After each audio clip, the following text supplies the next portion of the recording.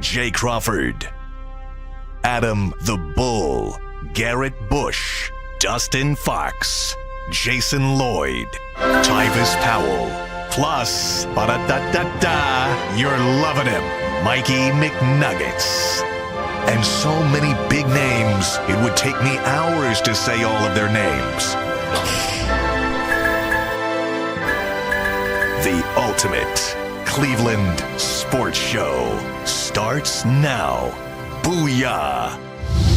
We've had a very, very feisty pregame show. It's got to be a hell of a show. I think it all started based on G. Bush's I would jacket. just like to say that G and I had a very nice conversation before everybody else got here. It was crazy. Things got wild. We was vibing. It's all been good. We talked about. I want y'all to know it has nothing to do with me. We talked about T.J. Ward's insane statements. Oh, this is my opinion.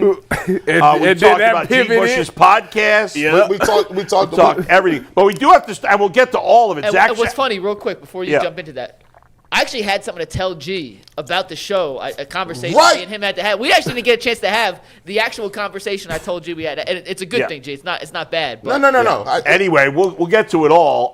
When Zach Jackson's going to join us at 11:30, he'll stick around for an hour.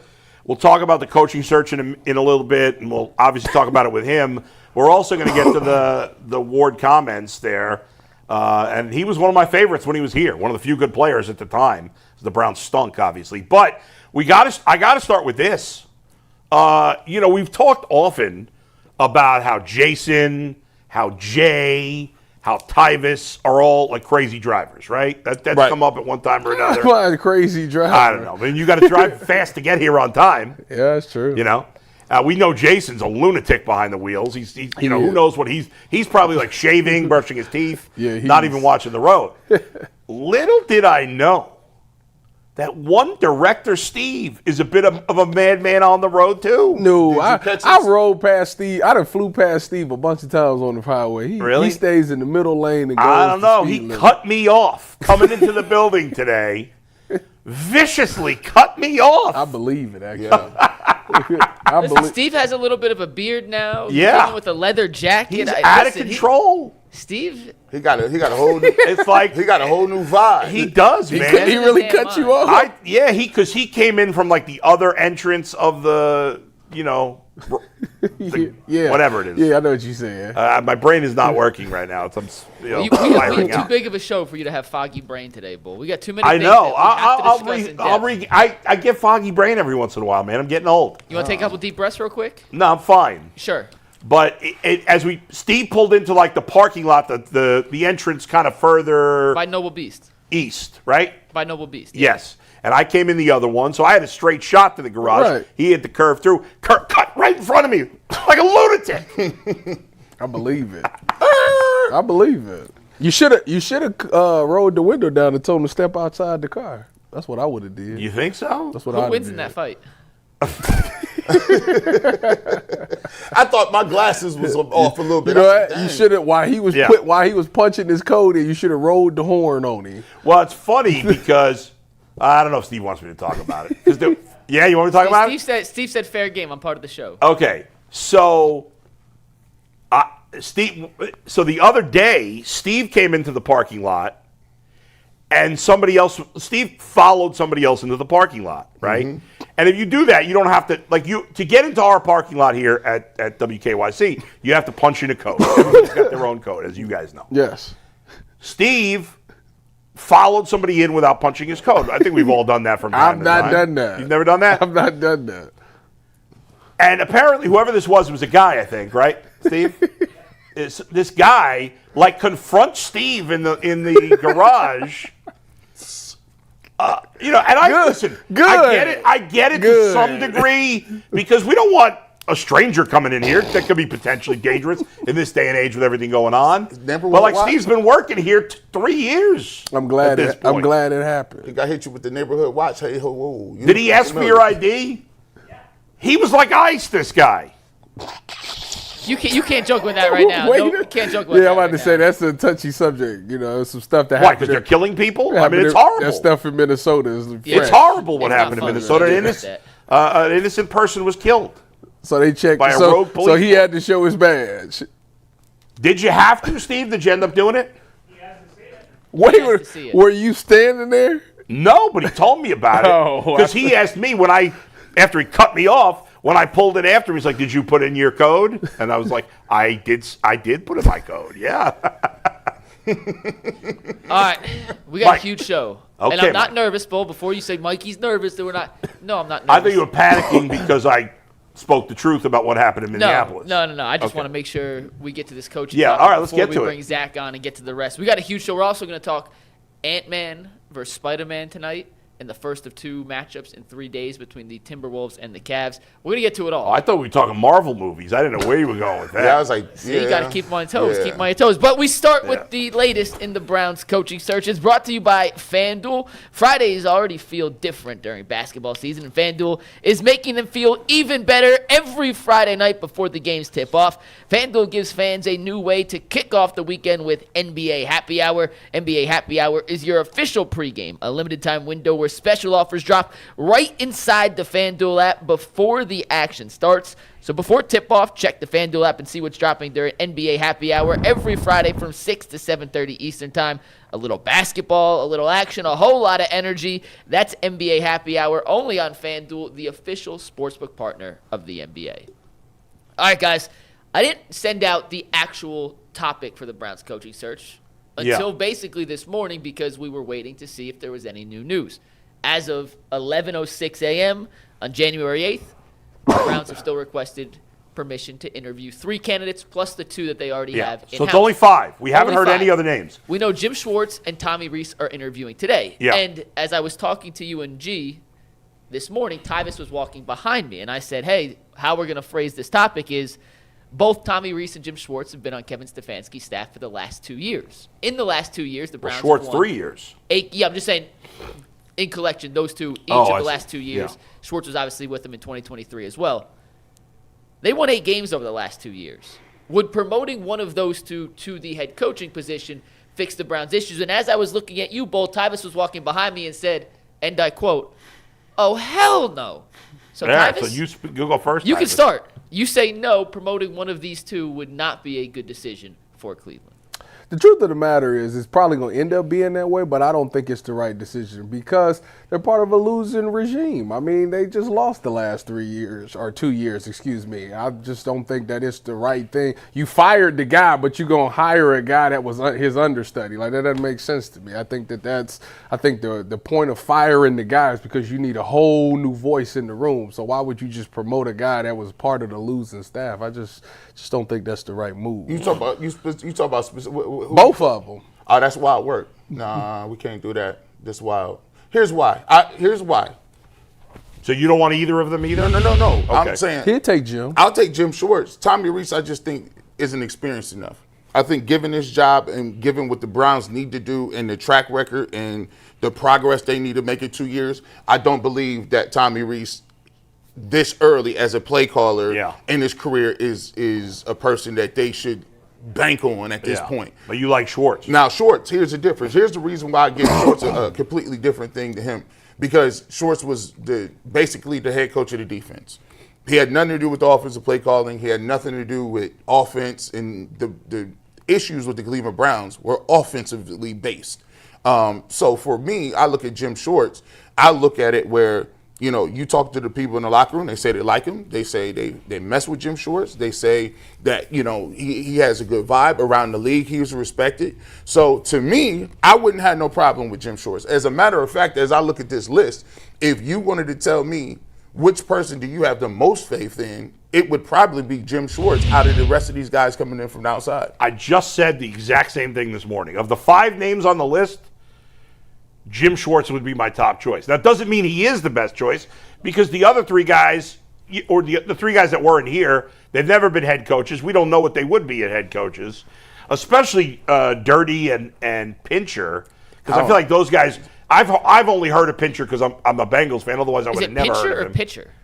A pitcher, yeah. Pitcher, Now okay, I'm changing his you name. had me. You had me worried that You're right. I corrected you yesterday, and then you had to correct me today. Good job out of you.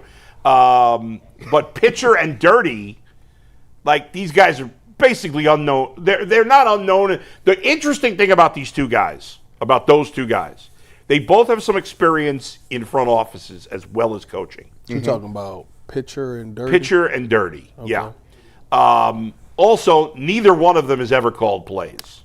Yeah. And what I believe, see, that can't be the whole. If that's the whole list, we got a problem. Because I don't like that list. Well, Schwartz is my top choice of that list, but I don't like it. Well, but I don't believe that's the whole list. But I'll say this. I think, correct, and we'll see if I end up being wrong, but I believe Dirty and Pitcher especially are being interviewed secretly as potential coordinators. Because if they end up hiring a defensive coach, maybe they bring in Pitcher as their OC. And if they hire an offensive coach, maybe they bring in Dirty as their OC. And both guys would probably be willing to move because I assume they'd get to call plays if it was the opposite. Well, they would definitely. So I understand that. My question is, I thought if you don't the head coach choose who he wants as his OC does. in DC? So it might just be, So my question is, let's say, or at least he should get that. I don't know if it's definitely going to work. So that's what I'm about to say. So Yeah. let's say I'm not somebody on that list. Let's say I'm Mike McDaniel. Say you want Mike McDaniel as your head coach who just got fired. Yes. He comes in and he wants the job, but they say, you know what? We're gonna give you the head coaching job, but we got your OC and DC picked out. You can't do that. So why would we? To me, I don't understand why we talking about we're bringing these guys because somebody else said that exact same thing. Like, they're probably bringing them in to talk to them about being a coordinator. It might be a situation where they recommend these guys. I'm just like, if I was a head coach, I'm picking my own coordinator. You're right. So I'm not about to. I agree with that. That would not. I wouldn't want the job. However, given the fact that where the Browns is, they definitely going to take somebody off of that list as a head coach because I just think all the other names, it doesn't make sense. And even if I was a young guy. You think one of these guys is definitely the next coach? Yeah. I don't like that. You know why? Yeah. Because I feel like this. So if you're a coach, if you get a head coaching job, you're guaranteed about 2 years. Unless you're just really bad, you get one. Yeah. One of the years, which is next year, you're going to be bad. 1,000%. That's right. So you're already behind the 8 ball. Yeah. Now let's talk about if you're one of those coaches. Wait, hold on 1 second. I want to stop you because I think you, Mr. Positivity, you who always thinks the Browns are going to end up being better than they are, thinks they have no chance to win already next year? I got to see what they do. Okay, I mean, you just said they have no chance to win. Them 10 wins hurt his heart. You know, he had them, this year he had them for 8, 9 wins. That hurt his heart. Do you agree with him that there's no way they're going to win next year? She's been talking about this thing going to be a rebuild for 2 years. He believes in Shedeur Sanders more than the rest of us. And so if you believe that much in Shedeur and they get it right with some offensive line and wide receiver picks, couldn't they turn it around faster? So I told you, this is why people be acting like the Duke and knee jerk. I'll be really consistent. All right. I'll be just sitting there telling you. I said, listen, y'all got to at least win 7. At least next year. I mean, you got to be. You fired a coach who won 8 games in 2 years. So so next year, if you don't win at least 6 or 7, you got to have 7. You got to. Yeah. Well, I mean, I don't know. Guys in his first year. I mean, so that's my point. So that's my point. So let's say they went out and got Robert Saleh or Cliff Kingsbury, who's probably got one more head coaching tenure. Yeah. They go out there. Potentially. Kingsbury might get another. Whatever. Let's just say that let's say that this is their last opportunity as a head coach. If they stink next year, now you banking on the year after that. Right. And if you don't get it, you're out of the door. And then you'll probably never see another head coaching job again. And you got no surefire thing at quarterback right now. That's what I'm saying. I think it's definitely going to be somebody off that list. That's terrible. For me. Because if I'm John Harbaugh, Brian Flores, the Browns to me is the least attractive job out of all this, out of the 8. With that's the available. Harbaugh situation, at least, he's the one guy of all that he don't have to worry about this 2-year thing. He can get fired after 2 years.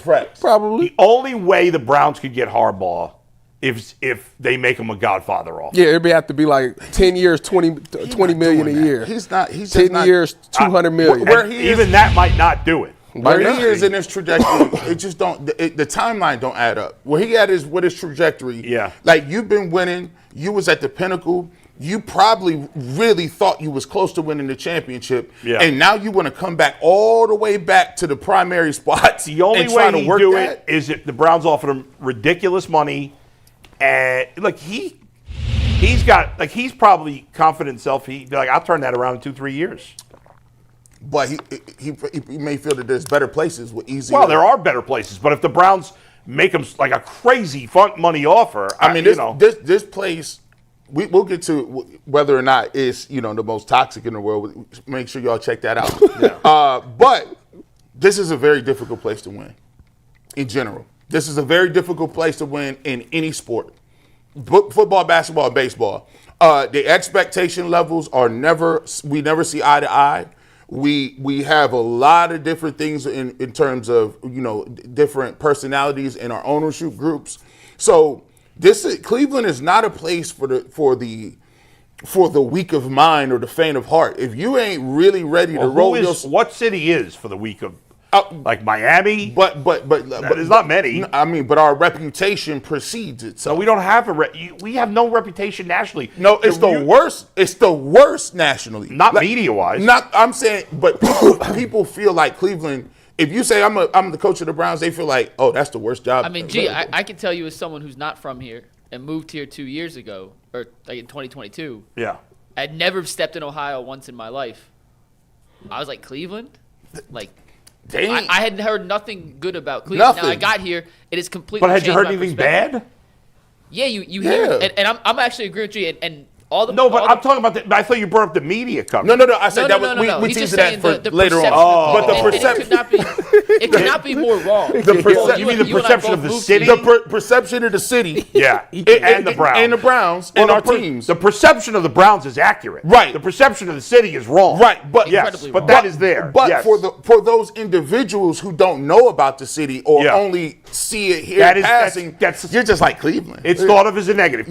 Cleveland, the city, is thought of as a negative by people that haven't spent any time here. And they could not be more wrong. Yeah. And they could not be more wrong. Me and you both are living proof of this. Is people not from here moved here, fallen in love with the city, and made it home. I couldn't be more wrong. But to G's initial point, Cleveland, from outside perspective, does not have a good reputation. But and the not truth media, is, but just as a city. But the truth is that a lot of the people that have that negative feeling are people like in New York and Boston and Philly and then on maybe LA, San Francisco. Right. But those people think everywhere in the Midwest sucks. Also true. They don't think Pittsburgh's great. They don't want to live in Detroit. Cincinnati, maybe Chicago, maybe, but that's about it. So for me, and like I said, we talked about ranking the jobs. There's somebody that's going to take the job, and you want somebody. I want somebody that's excited about taking the job. So I want somebody that's excited about what we're going to get into. I want somebody that's going to roll their sleeves up. And I get people say this is not a good job or whatever the case may be. Yeah. But life is about fits. I want a person that fit what I'm trying to do. If I feel like I got a good fit with that person and he don't really have the biggest cachet, but I know that person believes in what we're trying to do and build, that's the person I want. Yeah, and you know what? The truth is, the more I think about it, as great a coach as Harbaugh is, if the only way you're going to get him here is if you pay him some ridiculous amount of money, you probably shouldn't do it. Didn't you guys have? Didn't we all have a problem with this, right? The problem that we had, a lot of people, was when we went after Deshaun Watson. Right, he didn't want to be here. Deshaun Watson said, "No, thank you." Yeah, and then they had to go back and say, well, we'll give you this money too. Did the same thing with Holmgren. And they did it with Holmgren. It didn't work. With Myles Garrett last year. So I mean, if guys are a little upset or don't like the way that looks or the optics of that or what that says, then we should probably Now, we don't know that's the case. Maybe for whatever reason, John Harbaugh is interested. Maybe he wants to come back and rebuild the team. He has Ohio ties. But if the only way he's going to come is if you make him such a ridiculous offer that he can't, like you feel like he can't say no, then you probably shouldn't do that. I want people who want to do it. I also feel like another reason that they're going to take somebody off that list. I don't like that list. I don't either, but I just think they're going to. I truly think they're going to, because out of those 5 people on that list, I feel like those are the 5 people you can kind of dictate who they OC and DCs is. Like, we'll give you the job, but we you don't want that. I just feel like that. I feel like that's what they tell me they can't. If they took Jim Schwartz, they say, all right, make sure you keep Tommy Rees and get Dirty as your DC. Like, I feel like they could do that. Well, but if Dirty's not going to call plays. He's not going to leave. Why would he leave Seattle? Ty, right. Ty, real quick, you mentioned a minute ago that you thought Cleveland was the least attractive of all the openings, and now there's 8 openings because Miami's opened. I remember, by the way, I feel like a month ago, there were a lot of people saying, there may not be as many openings as usual this year. A quarter of the teams. Yeah. Ty, why do you think they're dead last on that list? Because I personally disagree. I just think the talent, and then I think the fact that you $12 million over the cap, so you got to cut people to get back over the cap. And the reputation of the franchise and owner. Yeah. I just think it's not a good. So who's last, Mike? If you're saying they're not last, because if you go, I think Arizona is in hell. So you're saying the Browns are 7th? I also would. I haven't done enough research on the rest of Miami's roster, but you got Tua for 2 years at 50+ each. Yep. Yeah, but you got Deshaun Watson here. That's easy, but that's expiring. We're gonna let that. We're gonna let that. What's the difference between Watson and Tua? 2 years and Tua, 1 year of Watson. Tua has at least been a starter. And they don't I want nothing to do with Tua. And they don't got no picks. They don't got picks. They got a first-round pick. They have a first-round pick. But they ain't got 2 of them. I mean, Miami job is like they got 2 wide receivers though. One, Tyreek Hill. Tyreek Hill's coming off. He's a free agent. He's coming off severe.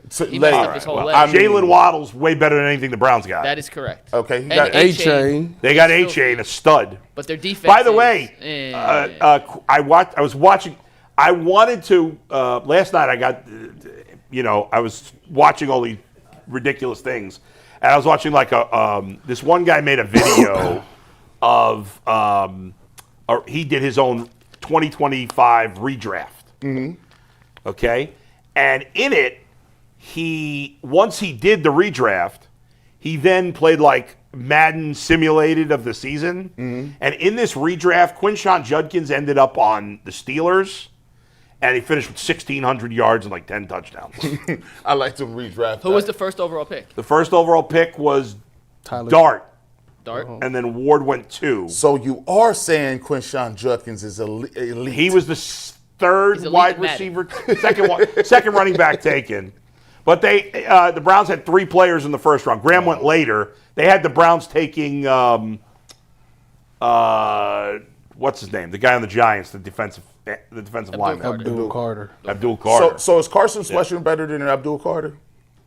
Abdul was awesome down the stretch. I would say no. I'm just trying to. But they had Schlesinger they had Schlesinger,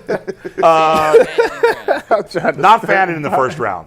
Schlesinger, Judkins, and Graham. In the first round. But All right, Graham guys, we got Zach Jackson. Let's bring Zach in here to join the conversation on the Browns coaching search and all things related to the Cleveland Browns right now. If you don't get enough Cleveland Browns, Cleveland Cavs, Cleveland Guardians, action from 11 a.m. to 1 p.m. Make sure you follow us on our social media channels for some behind-the-scenes content, some extra clips, and everything else that you don't get during the actual show. Appreciate you guys. Hit the like button. Hit the subscribe button. All right, later in this conversation, we got to talk about the T.J. Ward thing because I'm very fired. You probably don't even care that much, but I'm fired up about this T.J. Ward I care thing. zero much. Okay, but I do care because it's ridiculous, and I'm saying it's not. We'll save it. Sorry. There's one former safety's opinion I care about, and it's this guy right here. Thank you. That's it. He is, and now he's a member of the media, even though he refuses to accept that. All right, let's get to the. So, Zach, we have 5 people we know they're talking to. Can you guys bring the list up again? Tyvis just said that he thinks the next head coach, is definitely coming from this list, which to me is a depressing thought. And he said part of the reason it's from this list is because the Browns can dictate who the coordinators will be. I hate everything he said there, even though he may not be wrong.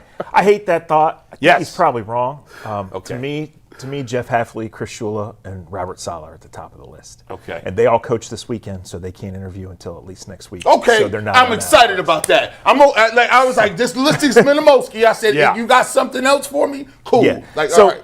So through the years of this madness, in college we have just you coach and search whenever, right? Right. Sure. So they've kind of streamlined it. So you can't do in-person interviews until at least the 19th. So this week, if you're out of the playoffs, you can do a Zoom interview. Or if you're the number 1 seed, Denver or Seattle, you can do a Zoom interview, which is why you saw Seattle's defensive coordinator on that list. Right. Which is why you're seeing some of the Denver assistants on that list. So you can set those up for next week, but those guys who work for teams playing this weekend cannot talk to teams formally until at least next Monday. Okay. And then if they're winning and they push it back and you really want to talk to the guy, then it's pushed back even further. Yeah. So there's no doubt to me that Rams coordinators, that Robert Saleh has to be a guy that you talk to, right? So I just, and to me, Jeff Hafley's at the top of the list. Why Jeff Hafley at the top of the list? Because he's the anti-Stefanski in terms of the outward enthusiasm. I like because he's climbed that path. He's ready to be a head coach. Is he going to knock out the interview? Is he going to be the right guy? I don't know. But he gave up a college head coaching gig to come to the NFL. He's succeeded in 2 years as Green Bay's defensive coordinator. He's the kind of guy that you talk to. And he's the kind of guy that lights up the room and isn't afraid of the microphone, isn't afraid of the challenge, isn't afraid of telling the truth every now and again. That. And so I'm like, Jeff Hafley fan club. Do you know him personally? I do. You know how I know Tyvis Jeff played Hafley? for him. He was my DB coach. Yeah. Hafley is the only. How did you not mention him is already? What's going on with you, bro? You're supposed to be had this on the table. All right, break it down now. Hafley is the only coach that I had in the NFL that was 100% honest with me. That to this So day. you love that? Oh yeah, me. and Not Hafley every was player great. loves that. Yeah, no, he was Yeah. like no. When I say that, I say like so. I was in San Fran. Yeah. I had got there. I was on like practice squad, and he was like, I had balled out in practice all week. He goes at the end of the week. He goes, you know what? He said, Tyvis, you've earned the right to play in this game. I'm gonna get you in this game. I was like, I'm on practice squad. What are you talking about? He said, trust me. I said, okay. Yeah. Sure enough, Saturday, said, we're going to elevate you for the game. I said, Look at okay, that. check that out. So but he I'm still sitting, I'm at the game Yeah. like half. You not about to put me in the game. Yeah. We get up there, we get till about the second quarter. He walk up to me, he go, you ready? Yeah. I said, oh, you serious? So boom, we out there. So he was the first person to like keep it real. And he's just a genuine guy. And it's so funny because I talked to Half, because Half was here. He used to work in Cleveland. He was here with Mike Petty. Yeah, 14 and Dante 15. Whitner and all them was Okay. the DBs and all of that. So Yeah. he would tell us about his time in Cleveland. He'd be like, it's like, yeah, I'll go back to Cleveland for sure. He said, I love my time in Cleveland. I actually right. liked it there. Okay. So it's funny to see like it come full circle. Obviously, he went to Yeah. Ohio State, and I followed him there. We had a Yeah. great relationship at those State and stuff like that. So yeah, if Half got the job, I'd be all for that. It's interesting that even as a DB coach with you in San Francisco, with a great, a very good head coach, he had enough juice to get Tyvis on the roster there.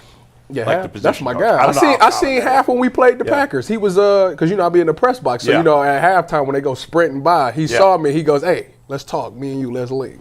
And I forgot to text him. Now I really want to be the head coach because then we got the inside scoop. Now I on there. like that energy level. Yeah. I like that because some of these I still names- think it's coming off of one of them that list though. now, look, I just do. You can't think Tommy Rees is a legitimate that's- candidate. I That's what I'm don't, saying. but I That's just Zach. Zach, would you I couldn't do say that. I would couldn't you do say that if you was all right, realistically, head coaches get how many years as a head coach? 2, realistically. Okay, right.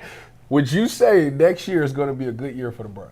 Probably not. Okay, so Right, now but- we but down guys, to but wait a 1 second. year. But Tyvis, we down if they to won 1 year. If they won 6, 7 games Kevin last just year. got fired and they knew this roster was terrible. If they won 6, 7 games with either a rookie quarterback or Shedeur Sanders or maybe a veteran who's never really done much before, you wouldn't look at that as a bad first season I wouldn't fire the coach with for a that. rookie coach. Right. Well, but the next Hey, year, Tyvis, in the aftermath of Kevin officially getting fired, which was decided for weeks, we heard both the owner and the GM say we expected better. Yeah. So they're expecting better. So Yeah. you got to hold them to what they want. They say Right. now for me, because you do. Whoa, say whoa, you- whoa, whoa, whoa. I think 6, 7 wins would be fine next year. Wait. Tyvis is going to be here picking 11, but the rest of us are wait. Hold on. Let's stop right there. Hold on. Wait, because I need to expand on this. Time out. I need to Go ahead. expand on this. Yeah. You said that they expected better. Yeah. When you looked That's at what they this, said. when you looked at this roster, did you expect better? I picked them to win 3. They won 5. So they overachieved. This is sad. Vegas had him at 4.5. They won 5. Vegas had them at Yeah. 4.5. Most of us picked Right. between The Vegas 3 and 10. over-under went down to that kick. Everybody in America did not have the Browns winning that many games. many did they win? But me. They won 5. So I don't understand how all of a sudden. That's what Andrew Berry and Jimmy Haslam said. Now look. And they cap. You believe what they say? of course not. Say for instance, if you look at the Jets game, now here's the flaw in this. Every game I could look at that to say you won. Yeah. I could look at it and say, yeah, you should have lost that game Right. based on this. That's the Yeah. NFL. It's NFL, ebbs and flows. So you didn't win them. So you are, who said it? You are what your record said. Yeah. So if they tell me that they want to do better next year and their expectations is, I think they got to do 7 games. They at least got to win 7. But my thing is Tommy Rees is a coordinator. He just doesn't have the resume to be a guy that you. That's insane. He's been in the NFL for 2 years. That's not. Well, what we just talked Yeah. about is Yeah. Jim Schwartz's one path to getting this job. And that's that he's clearly loved by the players. Yes. He's been the best hire this organization's made in years. Yes. And throughout this bad year where all these games won or lost and the offense didn't win, the defense balled out. The defense carried them to those last 2 wins, right? And like Jim Schwartz has been a head coach before, like there's a lot to say. So if you think this team should and needs to win X amount of games, and you think that the way to catapult this whole thing forward, as you're still basically starting from scratch on offense, is to keep that defense together and be able to be in those situations, Garrett, where maybe it goes your way and maybe it doesn't. That's the case for Jim Schwartz. Now, Jim Schwartz is older. Jim Schwartz knows the warts of this organization, knows being in here. Maybe he doesn't want it. Maybe he's not right. Maybe what he thinks for offensive coordinator for fixing the offensive line is not what they see. But if you really think that next year you need to be in that mix, and if you'd only won 1 or 2 more games this year, December would have been different because you would have been playing AFC North significant games. Who knows what that's going to be going forward, right? But that's the case for Jim Schwartz. I consider Jim Schwartz an outsider. I don't think they want to hire Jim Schwartz, but that's my gut feel. Yeah. I mean, I would take him over anybody else on that list, but I just hope it doesn't come to that. Do you think Jim Schwartz gets the job because he knocks them out of the park, or knocks the interview out of the park, or he gets the job because one of the other guys that they wanted wasn't on the list? I think Jim Schwartz's path is they do the interviews, a couple of other guys, somebody takes a job elsewhere, somebody has hesitation, or the Browns have hesitation, right? They're going to interview maybe upwards of 10, 12 guys. They're going to realistically consider 6, 7 guys, Garrett. Ultimately, you're going to land on 2 to 4. Right? So if a couple of those, for whatever reason, another job, they're not sure, now you're on, okay, now here's our path, right? The defensive locker room is going to be excited. This is a guy that clearly has kept a steady ship through this mess. Yeah. Right? Like, why do I look at Saleh? Because he coached the Jets. They're a disaster. Yeah. Like, experience matters. This organization is a disaster. Jimmy can say it's not dysfunctional. These guys got it wrong. Well, you fired one of them for not winning, and you kept the other one, rewarding the worst trade in NFL history. That is fact. That is a fact. There's no doubt. But Tyvis made the point on Saleh in particular. You know, Hafley would be his first gig, so it's different. Saleh was with the Jets.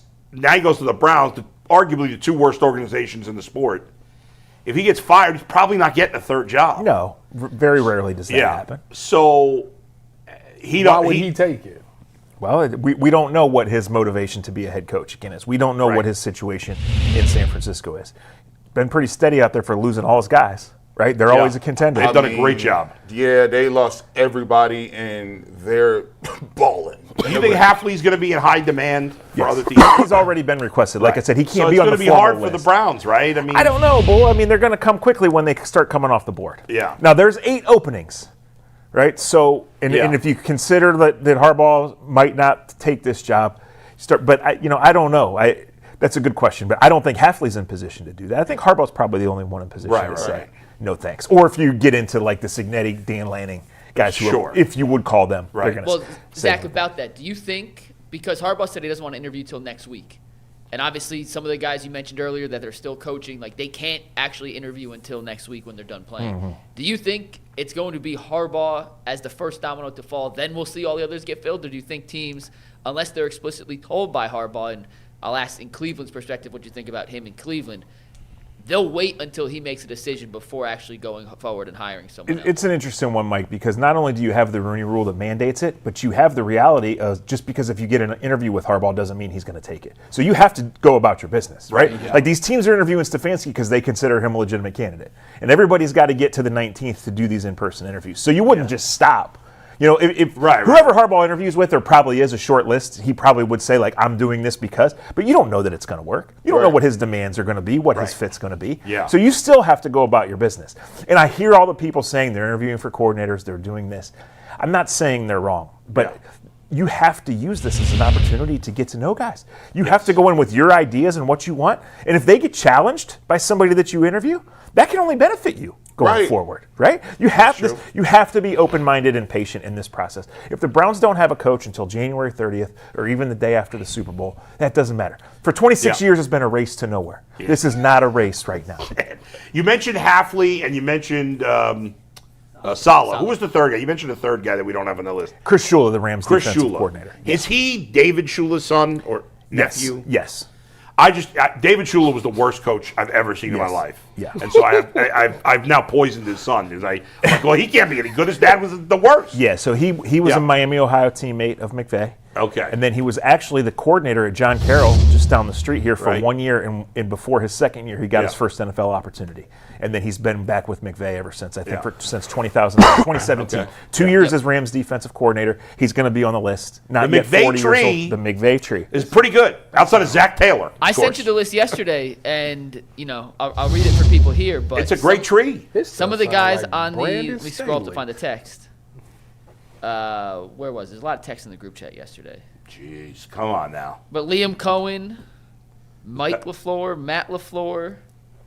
I can't find the text, and I'm just going off the top of my head. Mike LaFleur supposed to be getting, opportunity? Yeah, I mean, because he's in the McVay thing, I don't think that he's at the top of Right. And Mike McDaniel just got let go. Are you interested in any sort with Mike McDaniel? I think certainly. I think maybe more to be Salah's offensive coordinator. That's to be the head coach. I like that. If Salah took the job, but I think, Garrett, if you value head coaching experience, and we don't know if they do or not, it's a short list, right? There's Salah, there's Schwartz. Like Mike McDaniel's available. He wants to talk to you. I think you talk to him. I don't think there's anything wrong with that. And I totally believe, like Jeremy Fowler leaked that 10 days or so ago. Mm-hmm. If this happened, the Browns would be interested. I totally believe that. Yeah. So what happens is we're all on the outside. We're waiting. So every time there's an interview request pops up, we jump to conclusion. Right. Like, who thinks the Browns are hiring Seattle's defensive coordinator? No. But, is he an up-and-coming guy? Should you talk to him? Yeah, sure. Why not? Yeah, right? Especially he's available this week. He's been with Mike McDonald. He's been with Clint Kubiak. Like, he's playing against these teams that these other guys are coaching against. Like, talk to him. You don't think Dan Pitcher is getting the job? I think Dan Pitcher's a realistic candidate. I think he's in the second tier. Yeah. I'm the one that tweeted that on Sunday. Let me take my victory lap. You know what? I shouldn't make fun of it because Joe Burrow likes Zach Taylor too. Dan Pitcher's like the next Kevin Stefanski. He even looks like him, right? He was almost the same age when he got hired. He's going gray a little early. He's been in the same organization for a long time, various background. Like, this is the next Kevin Stefanski. Zach had the best line of Todd Monken. You called him a grumpier Kevin Stefanski. Yes. Yeah, I'm cool. I don't want that. I'm cool on that. He's been here before. What do you make of all this stuff going on in Baltimore? Is it him? Was it Lamar? Was it the team didn't like Monken? And then the Browns, the three-dimensional chess, did the Browns make the move for them so Harbaugh had to say, what are your thoughts? Browns are not smart enough. Yeah, I think there was a lot of splits going on. I think the defensive coordinator struggled. I think that the personnel department thought this was the year that they'd clean some things up. It never clicked with the offense even before Lamar got hurt and missed all that time. And when he came back, he wasn't the same guy. So that will go. Ultimately, it came out that Harbaugh didn't want to get rid of Monken. Maybe he was being pushed to by the GM or by team ownership. Yeah. But, their offensive line wasn't good enough and Lamar wasn't available enough. So these things happen. When you're in that situation, like everybody thought Baltimore, this was their year, me included.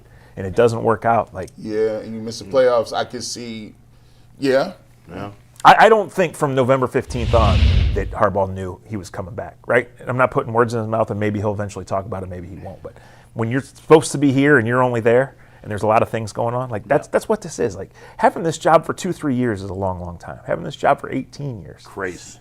Insane. I mean, they fired Brian Billick because he was kicking to Josh Cribbs. He wouldn't stop kicking to Josh Cribbs. That's how long ago that was. That's when Chris Tabor was running the special teams.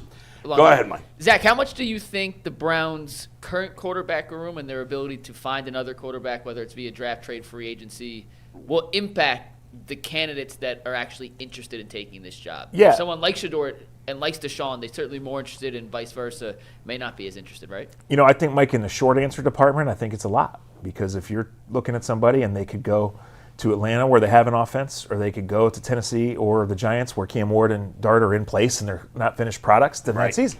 I think in any interview, though, you're going to look. What do you think about our quarterback room? What do you think about your coordinator? What is your vision for an offense going forward? All these jobs are open for a reason, right? None of them are fixed. So if you love Cam Ward, and Stefanski might, and maybe Harbaugh does, are you worried about the ownership there? Are you worried about the offensive line? Like, there's no perfect fix, but I do think that it's more than fair to say other jobs are more attractive on the surface because the Browns are starting from scratch on offense, except for Harold Fannin and Quinshon Judkins. Mike, did you say if there's a coach that likes Deshaun Watson? I mean, if there's one out there, do you think there's any head coach that wants to go in a season with Deshaun Watson as their starting quarterback? Right, like I'm going to be the first-year head coach, and I'm going to fly my family in for this game, and we're going to start Deshaun Watson, and the home crowd's going to boo him before the game. And he hasn't played well in 6 years. Right. can't It's been imagine. disastrous. I'm not saying it's impossible that he couldn't get his career back on track. Well, what coach would want to bet on Right, that? there's no evidence that he can. Right, there's no because evidence especially right now. like even if you think he's healthy and he's Yeah. motivated and all these things he should be, what happened the last time he was rusty and away from football for a year? Terrible. It was a disaster. Yeah. Right, and then it just spiraled from there. It's a disaster. Yeah. Him being on the roster is a disaster. Is he going to be on the roster? Yeah, he almost has to be, Garrett. They have to take his number of a little above 80 million and cut it in half just to have a functional team. Now, there are ways around that, but they have so many needs to fill. What is let's say that you're a coach. What about Cleveland is appealing? They pay well. Is that it? The defense, it's one of 32. It's a young team. They just fired a guy for not being good enough. If they want you, they're saying we're onto something. Now, you know what you think long term, where you are in your career. Is this your only chance? Is this your last chance? All of those things come in. But you're taking over a pretty good defense. You're getting a rare opportunity that you're not guaranteed to get, and one that you've worked for. And these guys have egos. They believe they can, and standing in front of that room and saying we can do this. Like, I'm just drawn to, I knew that you knew Halfley, but everybody that I know that knows Halfley says this guy never has a bad day. Right? Like this guy comes in and tells you where you stand, tells you where he stands, tells you where the team stands. That's what we and need. let's go forward. Like the human dynamics of this matter so much. Yes. And you don't win games in the press conference. Kevin Stefanski never lost a game because he was boring as hell in the press conference. Right? But what did that impression leave to us on the outside? That he wasn't commanding the room, that he wasn't in on the dynamics of the team. And these are long seasons, right? And you have good things, you have bad things, you have ruts. At the end of it, do you believe in the head coach and do you believe in the quarterback? That's how you get through whatever downturns that you have. So I believe certain communication skills will keep you longer than maybe even what your performance says. Yeah. Sure. Because your communication skills, it lends you some sort of cachet. Like when they asked Myles Garrett, there's a reason why Jim Schwartz is looked at a certain way. When Myles Garrett was asked a question about Stefanski and continuity, I was like, man, that was a very damning conversation. He says, I don't care what happens. I want wins. Like, and so when Tyvis and other people and other players are able to specifically say a person's name, give them an opportunity. I told Dustin yesterday, it's something to be said that somebody can shake your hand. It was 20 years ago. Remember the conversation that they had with you, and you say, man, you come away thinking, man, Coach, I was on there for a cup of coffee. And he remembered that type of stuff. That's how Jim Tressel is. Endears you to people. Like, Jim Tressel, I didn't even go to Ohio. Jim Tressel will remember exactly where he saw you from. That's what right. y'all talk. It's ridiculous. It's crazy. It's ridiculous. And we was doing like an event at the National High School Hall of Fame. And I was doing the MC, and Jim Tressel comes up and has a conversation about something with me and Mike Doss, and I'm like, I didn't go to Old State, but he remembered exactly a story third hand. I said, this dude is crazy. I said, man, that's why I told him you might want to get into politics. And he said, here he goes. No, but if they hired Jeff Halfley, yes, on Tuesday I said the two people that I would go for if we're going off of, coaching experience, I said I wanted Robert Saleh or Cliff Kingsbury. I didn't even realize that Halfley was the guy that was going to be a high in demand because to me, that's a slam dunk to me. I mean, let's do it. Just Noah Halfley. All right, That's a slam he's the dunk. new guy, top of the list. Real quick before we switch gears to TJ Ward here in a second. Playoff predictions for this weekend. Yeah, I haven't seen a bunch. The Browns play every Sunday at 1. So, Right. So no official prediction from you? How about college football playoffs? Or college. Run down the slate. McNuggets, go through the games. Go through the games, and We got playoff games 5 days in a row. Yeah. So tonight it's Ole Miss and Miami. I got Ole Miss. What do you guys got? I got Ole Miss. I got Miami. You got the U? Oh, Tyvis. Oh, don't do it. Say it ain't so. I want the U in Indiana because if it's the U in Indiana national championship, it's justifiable that Ohio State lost to both teams that's in the national. I got Ole Miss. That's a lot of gymnastics. Take it too personal. I'm going to take the Ole Miss. Ole Miss. Then tomorrow night, Indiana-Oregon rematch. Dustin told me he likes Oregon in this one. I'm picking Indiana. I see reasons to like Oregon, but I don't want to jump in front of Signetti right now. No. That team is. He got the gold dust. Do you buy this? It's hard to beat a team twice? Yes. Yes. Yeah. Very. Yes. I am going. You know what? I'm gonna go with Oregon, and I'm gonna go with Oregon. I just think the Mendoza slipper. If they have to stop the run though. Like if you don't stop their run, they will run RPOs on you the whole day, and you won't be off the field. I'll go with Oregon in a very, very close game. And then for NFL, we're giving our prediction of the show tomorrow, so I don't want to. Okay, we won't give it away. Zach said he even watched a bunch. So let's get into the other part that we're going to. Zach's actually staying for an hour. I'm not going to be here, though, tomorrow, Mike, and neither is Zach. At the end of the show, then we'll let you get your picks in. Earl did a 216 yesterday on the Browns coaching search. He dove into some of the Harbaugh-Cleveland ties. So if you want a little more information on that part of the potential pursuit of John Harbaugh, head over to our YouTube page. Check out Earl's 216 show from yesterday. All right, Bull was hot and bothered. Mostly bothered by something TJ Ward said on a podcast with Skip Bayless. We're going to play the little 10-second clip, and then you guys can react Skip Bayless to what TJ Ward had to say. But this is former Browns Pro Bowl safety TJ Ward on a podcast with Skip Bayless. Still doing stuff. Yeah, like Cleveland, dealing with the reporters and the media in Cleveland is misery. And every year they looking for a fresh start, no matter who it is and where they at. I didn't even know what. By the way, isn't looking for a fresh start a good thing? No, that means you're losing every year, and we want continuity and wins. His record in his 4 years in Cleveland was 18-46. And that's the media's fault. Why? Like, should the media be positive when a team's 18-46 in 4 years? Yeah. Zach, what? I know you say you don't care. That's fine. But what would you say to this? I mean, my life's gone sideways when I'm worried about what Skip Bayless and TJ Ward are talking about. Yeah. I liked TJ when he was here. Did you like him? Or no? A little bit, yeah. I mean, I remember him vaguely. Yeah. Yeah. He was a decent player. Yeah, he was a decent player. He was probably their second best defensive at back the time. Like he was an outstanding second-round pick. He was a solid NFL player there. He had a good career. He would come. He and Joe Hayden would both come on with Dustin and I like somewhat regularly. Like we'd have them a bunch of times. Yeah. And I thought I'm sure he's not talking about me personally or Dustin, but like we were always fair to him. Go ahead, Tyvis. Who was the safety?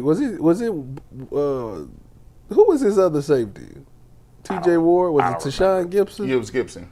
Yeah, that's a time. Hafley might have been in that room. That was a good. No, Hafley was 14 and 15, and TJ was out of here by then. Okay. Was Dante Whitner replaced? Yeah. I just want to say this, and anybody that knows me knows I'll be the first one to rip other Cleveland media members more than anybody in this town. I've pissed off a lot of people in this town by ripping other media members, okay? I got to clean up a lot of Bull's messes for doing just that. Oh, 100%. So I'm not some apologist for the Cleveland media at all. Mm-hmm. But this idea, and I've heard this for a number of years, that the Cleveland media is purposely negative, tough, or whatever, is the biggest joke. And the only people that would say that is the people that only pay attention to Cleveland media and don't pay attention. If you've lived, first of all, of most of the big cities in America, Cleveland is the least transient.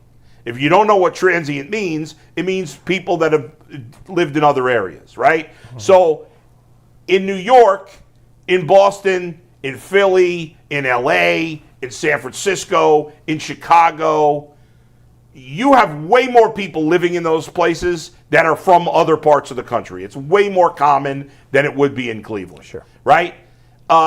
So we have a lot of people in our audience that have never lived anywhere else. And the only media they know is Cleveland and the national media. They don't know other local medias. Mm-hmm. I do, because I've lived other places, and I'm a media nerd also. And I could tell you with 100% certainty that the amount of the percentage of tough media members or purposely negative people in this town, it is just so ridiculous to say Cleveland would be the worst. It's literally insane. And if you had lived other places, you would, and if you had followed other media, and now people are going to lie and say they do, you would know how patently absurd. The Yankees, who have been one of the best franchises in all of sports, their fans kill them all the time. all the time. The Mets, who haven't won a ton lately, but they've been to the World Series somewhat recently. They've won it in most, if you're in your 40s, late 40s or 50s, you've seen a World Series. Their team spends crazy. Fans are always angry. And on. I've worked in Philly. I mean, it's crazy to think the Cleveland media is negative. Can I say something that hopefully makes you feel a little better? You said just then, you are a media nerd. Most people are not media nerds. I get that. So then don't say things you don't know what you're talking about. When people say media, I always try to tell people this. When people say media, there's no delineation in their mind between a talk show host, a radio host, a podcaster, a newspaper journalist. Right. Media to them is a catch-all phrase. Right. So sometimes, like you say, hey, well, we were great to him, right? We were great. But what you don't understand is when they don't delineate that, hey, I do a radio show and it's a little bit bigger and upscale than the rest of this stuff. So when people say the media in Cleveland, they're not differentiating themselves between you or some podcast. I get it. And the other thing is, like, he's right, they don't differentiate. So when they like something, they say, I really like Tyvis Powell's radio show. He was great. But when they don't, the media is the big bad wolf. So, yes. And the thing is, but that happens in every town. But this happens. But here's why it's happening here. Okay.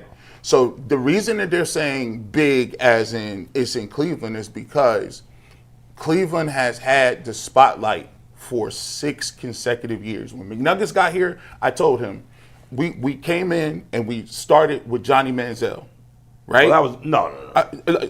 Start with Deshaun Watson. But what I'm saying is, I'm giving you the lineage. We've had some of the biggest names and stories that have went left in the last 12, 15 years. Yeah, right. When you have Manziel, and then you get Baker, and then you get Odell Beckham Jr., and then you have Deshaun Watson, and then after Deshaun Watson, you still have Watson, but then you get Shedeur Sanders. These are national. Cleveland became a national story. So everybody that's watching is watching Cleveland and don't really necessarily have a track record of even understanding what the history of the Browns are. So they're thinking like, these guys are crazy. And the common thread is an incompetent losing franchise. And you take the Browns came back in 1999. They made the playoffs in 2002. They did not make the playoffs again until 2020.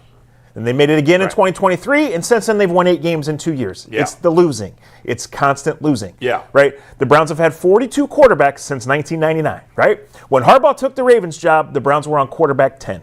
Now they're on 42, looking for 43 and 44. The media didn't do that. The incompetent losing franchise did that. Gee, can I ask you a question? Deshaun Watson, Dylan Gabriel, Johnny Manziel, Brandon Whedon. Losing. Yeah. I'm curious because I was not here for this, so I'm genuinely asking. Bull, you guys were here. Tyvis, you were here. Zach, you were here. When we talk about Cleveland media, we often focus on the Browns, but obviously the Cavs and the Guardians are part of it. When LeBron was here and people were covering the Cavs with as much, if not a bigger magnifying glass than we cover the Browns with for certain players, do you think the perception of Cleveland media from the outside looking in and from people even in Cleveland would say it was a negative media? Not at all. No chance.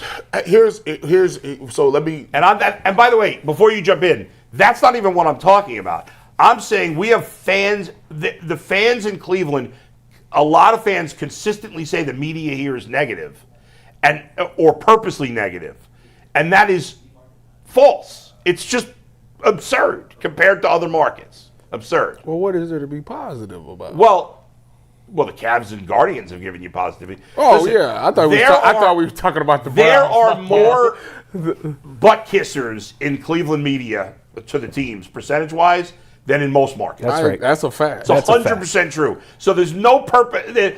I asked Mike, I'm not going to say who you said, but I asked Mike, because people say, people are purposely negative, because I've been accused of being purposely negative. Well, you're purposely negative to the Cavs. Yeah, kind of. That has nothing to do with the Cavs. It's just the NBA, Mike. No, I know, and I'm just saying. I'm just down on the NBA. I know, and I'm not calling it's you. Not I'm the saying Cavs. people sometimes have. But I said to you, who's purposely negative covering the Browns? I gave you 2 names. And you mentioned 2 people. And I didn't even buy both of them. One maybe, the other I don't even buy. and you could only name 2. So here's the thing. Yeah. I always say this. When we are journalists, media guys, we're public figures. The reality of what we do every single day is we come and we give our opinion. That opinion is not going to resonate with the entire masses all the time. So, as we are public figures, sometimes people are going to say you're great because they believe that what you say is accurate. And then when they don't believe what you say is accurate, they're going to say, I don't like this, I don't like this. Right. It's just part of the game. I get it. I understand why people say. I'm just telling you they're factually wrong. That's all I'm saying. I mean, but the opinions like this get. But it's not an opinion. Opinions. Who is the most negative media in the country? If your answer is Cleveland, it's wrong. You That's not an opinion. I mean, you New can't York. prove I mean, I guess that. technically it is. I can prove that. I can't prove that. What I'm saying is, I guarantee you, go live in New York for a year and only listen to New York radio for a year, and 100% you would come back here in a year and go, oh my God, I can't believe I ever thought Cleveland media was negative. I'm not because down deep you do think Cleveland media is negative. I feel like listen, there are people that's negative. There's people that's over the top.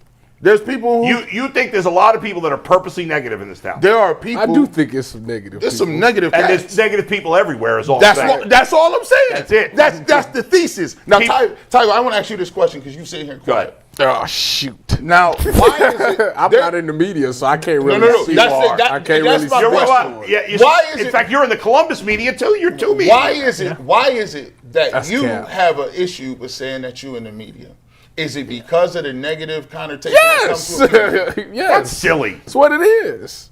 As a former player, But it's not. There's no negative. Nobody's gonna. That's silly. You know how Everybody many thinks you're times players be like they like see somebody like a reporter or somebody Yeah. saying they don't say stuff because the media's gonna twist up my words, like that type of stuff. I don't want to be that guy. That's a bull. That's generally That's a baloney what? narrative. I mean, there are. Listen, bull. You be tired of people saying, "Oh, he twisted my words." There are some. Listen, let me just be honest with you. Yeah. Man. There are some writers in this country that are not good writers. Just like there's not good people that's good opinion people. Just like there's not athletes who are not good people. You're right. Yeah. And so there is. So I do not believe across the gambit. There are certainly exceptions to the rule, but I think most people in most journalists at least are trying to be fair. I'm not saying there aren't people that purposely mislead, but most, way more than people think, are trying to do the right job and trying to be fair. Zach, The Cleveland Browns, who are 8-26 over the last 2 years, who don't have a quarterback, an offensive line, or a wide receiver group. Let me try to twist that. Oh yeah, it's still 8-26. Yeah. How are we supposed to twist that to a positive? All right. I'm going to ask you a go ahead. question. Yeah. Do you believe that there's been a very blurred line between, because I think this is part of the issue. I think sometimes there's a blur between what journalism is today. Between, is this my opinion or this is journalism? Like back in the day, I could go watch ABC or NBC and they would put on and you would say, okay, they stick to X, Y, Z. There's no extra put on it. They just present it. You deal with it what you want. Do you feel like today it's a little more difficult because there's a blurred line between what is really journalism or my opinion? Sure, there is. And like when you're covering a team, like if a guy puts something on Instagram and he's a player or a coach, like that's public material, right? If a player, former player, or current player has a podcast, that's public material. These things didn't used to exist, Garrett, right? Like you played a game and there was 2 TV stations and 3 newspapers there to cover the game. Yeah. You know, and it was a 15-second report on TV or it was a 600-word story in the news. Everything's so different now. Even when we sit here and talk, what's it go out in? 30-second clips of a 2-hour conversation. Whatever happened to the quarterback unplugged? I have no idea. Ain't that Deshaun Watson's podcast? It got unplugged. Yeah. I guess nobody was listening. But he brought up a very good point too. Nowadays, the line is blurred between athlete, podcaster, outside the lines. Yeah. So again, if you're gonna get into the business and you're gonna get into the game, just like TJ Ward, he's a former player. He's on there with Skip Bayless. Anything that you say on that show is fair game for people to commentate on. Right. So look, hey, he gonna get some smoke. because you can't just say I'm just a player. You got to stand by that. So if you gonna write, you got to stand by what you write. If you gonna say, you got to stand by what you say. That's right. And everybody ain't gonna always agree with you. You just got to be, all right, I'm gonna take that. But Garrett, my dealings in doing with this a long time. If I had talked to people about something I said, I'm like, it's not personal. Like I'm telling you what I think. It's not personal. If it is, I'm going to make it clear. But I'm going to tell you what I think. This is what I saw. This is what I have seen. This is what was presented to me in the game or in practice or in whatever. That's what I see. I'm going to call it like I see it. It's not personal. Do you feel like because you are there every single day that you get a little more cachet with that because they know that if I wrote something, I got to come back and see you? I think in some ways you do. I think in some ways you feel like you can do it. But I think in some ways that you don't, because I don't think the young guys understand. I think the young guys see you sometimes as just the enemy. And they're not going to open up to you. Right. We're going to miss Joel Bitonio because for 12 years he was in that locker room like we had a relationship with him. For other guys that have been there 6-7 years, you get to know them. You talk about things. You're away from the interviews. But these young guys come in, they stand in front of the podium. That's it. They listen to their agents. They have their social media. They don't have any relationship with you, so it's hard. It is. Yeah, it's so different. Back in the 50s and 60s, like the guys would ride on a train together. That's right. That is crazy. As totally well, and the only way to communicate was that scrum interview after the game or after practice. And now guys are using their own platforms to leverage things. Right. It's a different day and it's good. This positive. And they're guys are covered at 15 years old now, and they're on social media at 15 years old now. True. And people bow to them. And so the first time they get criticized, sometimes it's hard. Yeah, that's true. All right, Mike, what do you got next for us? I love when media came in the locker room, come over there asking me about Sherm. I'll be like, who is that? Asking me about this player. Boy, say that again? So when I would be in Seattle or San Fran, after you get done, they let the media come in the locker room. So I'll be sitting there and I'll be getting dressed. Yeah. And some people will mosey over and they ask me how has Sherm helped you out? And I'll be like, who is that? You need to go over there and ask Sherm how I helped him out. That's what I used to talk to him, just like that. Why wouldn't you give them an answer? I thought you were good. You were good with the media. He was facetious. He was being. Oh, you joking. And now he's media. And now you are the media. I'm not a media. You're on there talking Ohio State basketball every morning. No, I'm not. Ohio State basketball? No, we're not.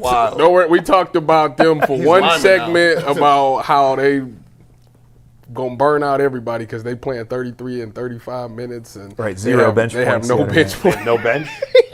They spent a lot of money on that roster. Jeez. They come off the bench, they can do something. By the way, I'm obsessed with this woman on Iowa State. Audie Cooks. I love her. Who? I'm rooting for her to win a championship, her team. Audie Crooks. No, she's a player. She's she's huge. Is How tall is this the 7'1" girl? She's No. 6'2". Oh no. She's only 6'2". She's just a big girl. 6'3". Is Lauren Betts But she's still a with great UCLA? player, and I'm sure people are looking to crap on her because she's, big girl, woman. And I heard her talking the other day after they lost, and I was like, man, this woman is so smart. I was so impressed with her. I'm rooting for her. She's my favorite player in college. She's leading the country in points per game with 29. Dude, Iowa State's good. Hold on. Wait a dude, minute. she is. You'll know her when you see her. It's the Garrett. girl still at Wait till UCLA. 29. Wait till you see what she looks like. She plays negative defense. Not Oh, really? Leave it to this guy to bring up the plus minus. Great. You're a hater.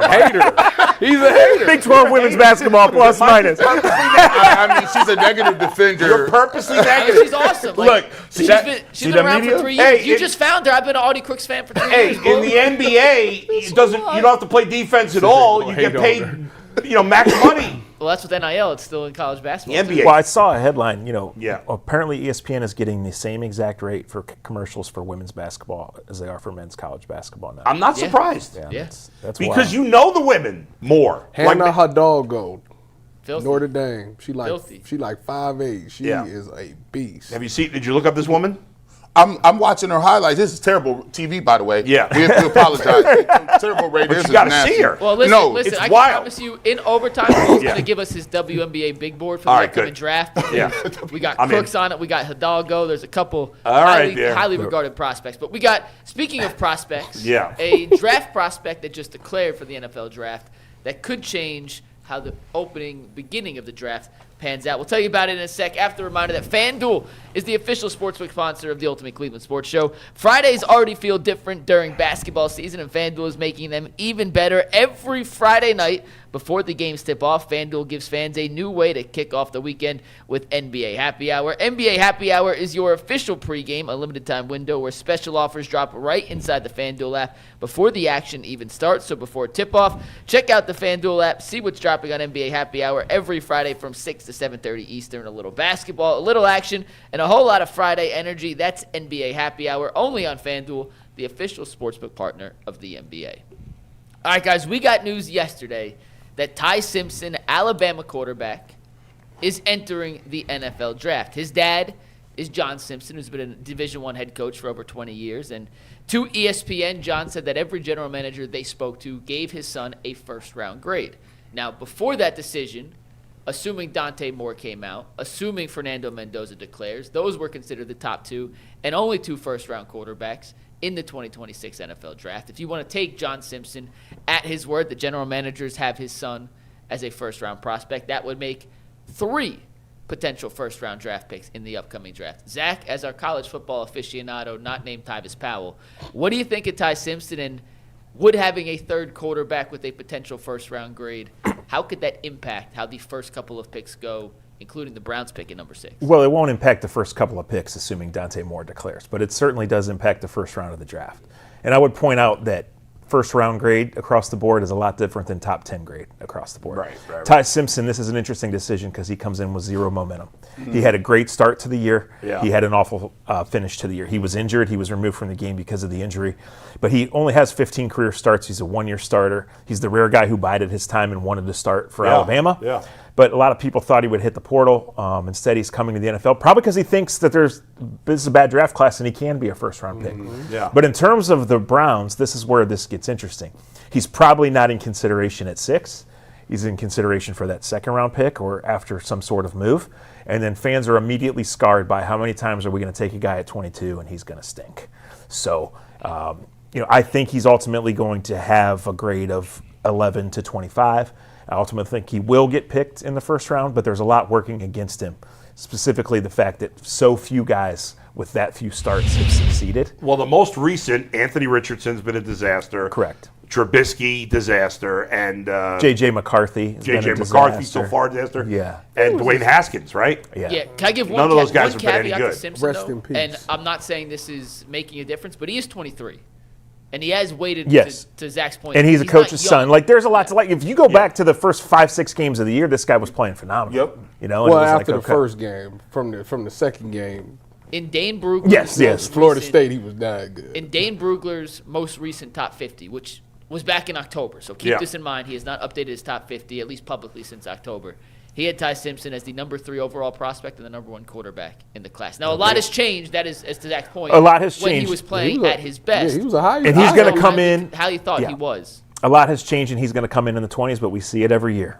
What do the quarterbacks do? They get pushed up. There's rare exceptions, right? And a couple of them landed in Cleveland last year, but they get pushed up. Yeah. I completely.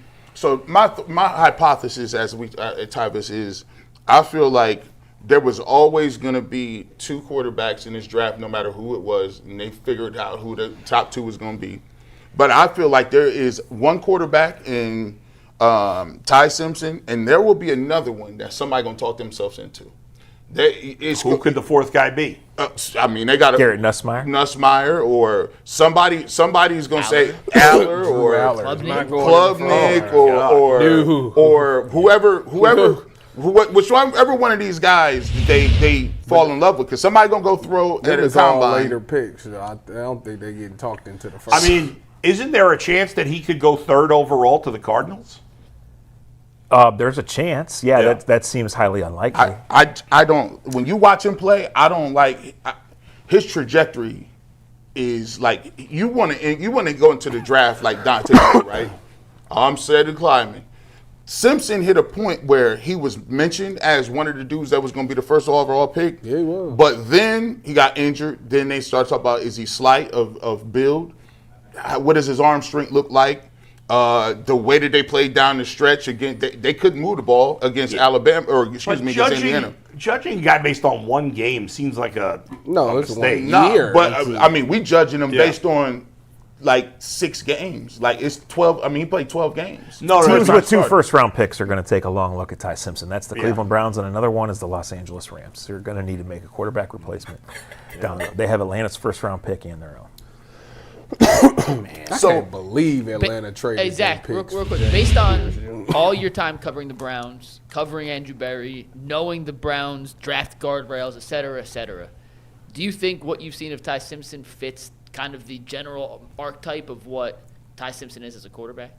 I think it's hard to say that, Mike, because what they've done at quarterback is so all over the place and has been so poor. It's true. I think once you get a head coach and an offensive coordinator in here and you get a list of real priorities and how guys rank in wide receiver and offensive tackle and other things, I think the Browns are going to have a long discussion. I think if Ty Simpson goes to the Senior Bowl and is healthy enough to do that and plays well, that he has a chance to be a top 15 pick. Otherwise, it's going to be in that gray area where historically there's not a lot of answers that have come from that. There's a decent chance that it's going to be a defensive player who's the best player available when they pick. Is there any chance they do that? There's a chance, but probably not. They need offense. They need 2 offensive tackles. Yeah. They need multiple wide receivers. They have a whole offensive line to rebuild, and they don't have a quarterback. So this is tough. Do you know what Luke Whippler's injury was? I don't, and of course, when the head coach gets fired, we don't get a head coaching press conference at the end. So I need to do some digging on that. Thanks for the reminder. So, no, I'm dead serious. I like what you said, because, and this is why it ain't even so much about the quarterback. It's like this offensive line, man. Like, so Whippler, I don't like seeing dudes on carts, especially the last game of the season. Right. Look at Mike Hall Jr. Right. Like, these guys, and by the way, which Cleveland Brown in their medical program has come back faster? Deshaun Watson didn't come back faster. It was a little slower than we thought. Jed Wills. Jed Wills just disappeared. Now, DeJuan Jones has not. Deshaun Watson kind of set back himself when he took off his walking boot and was farting around. Allegedly. Now, here's what I'm saying about the offensive line.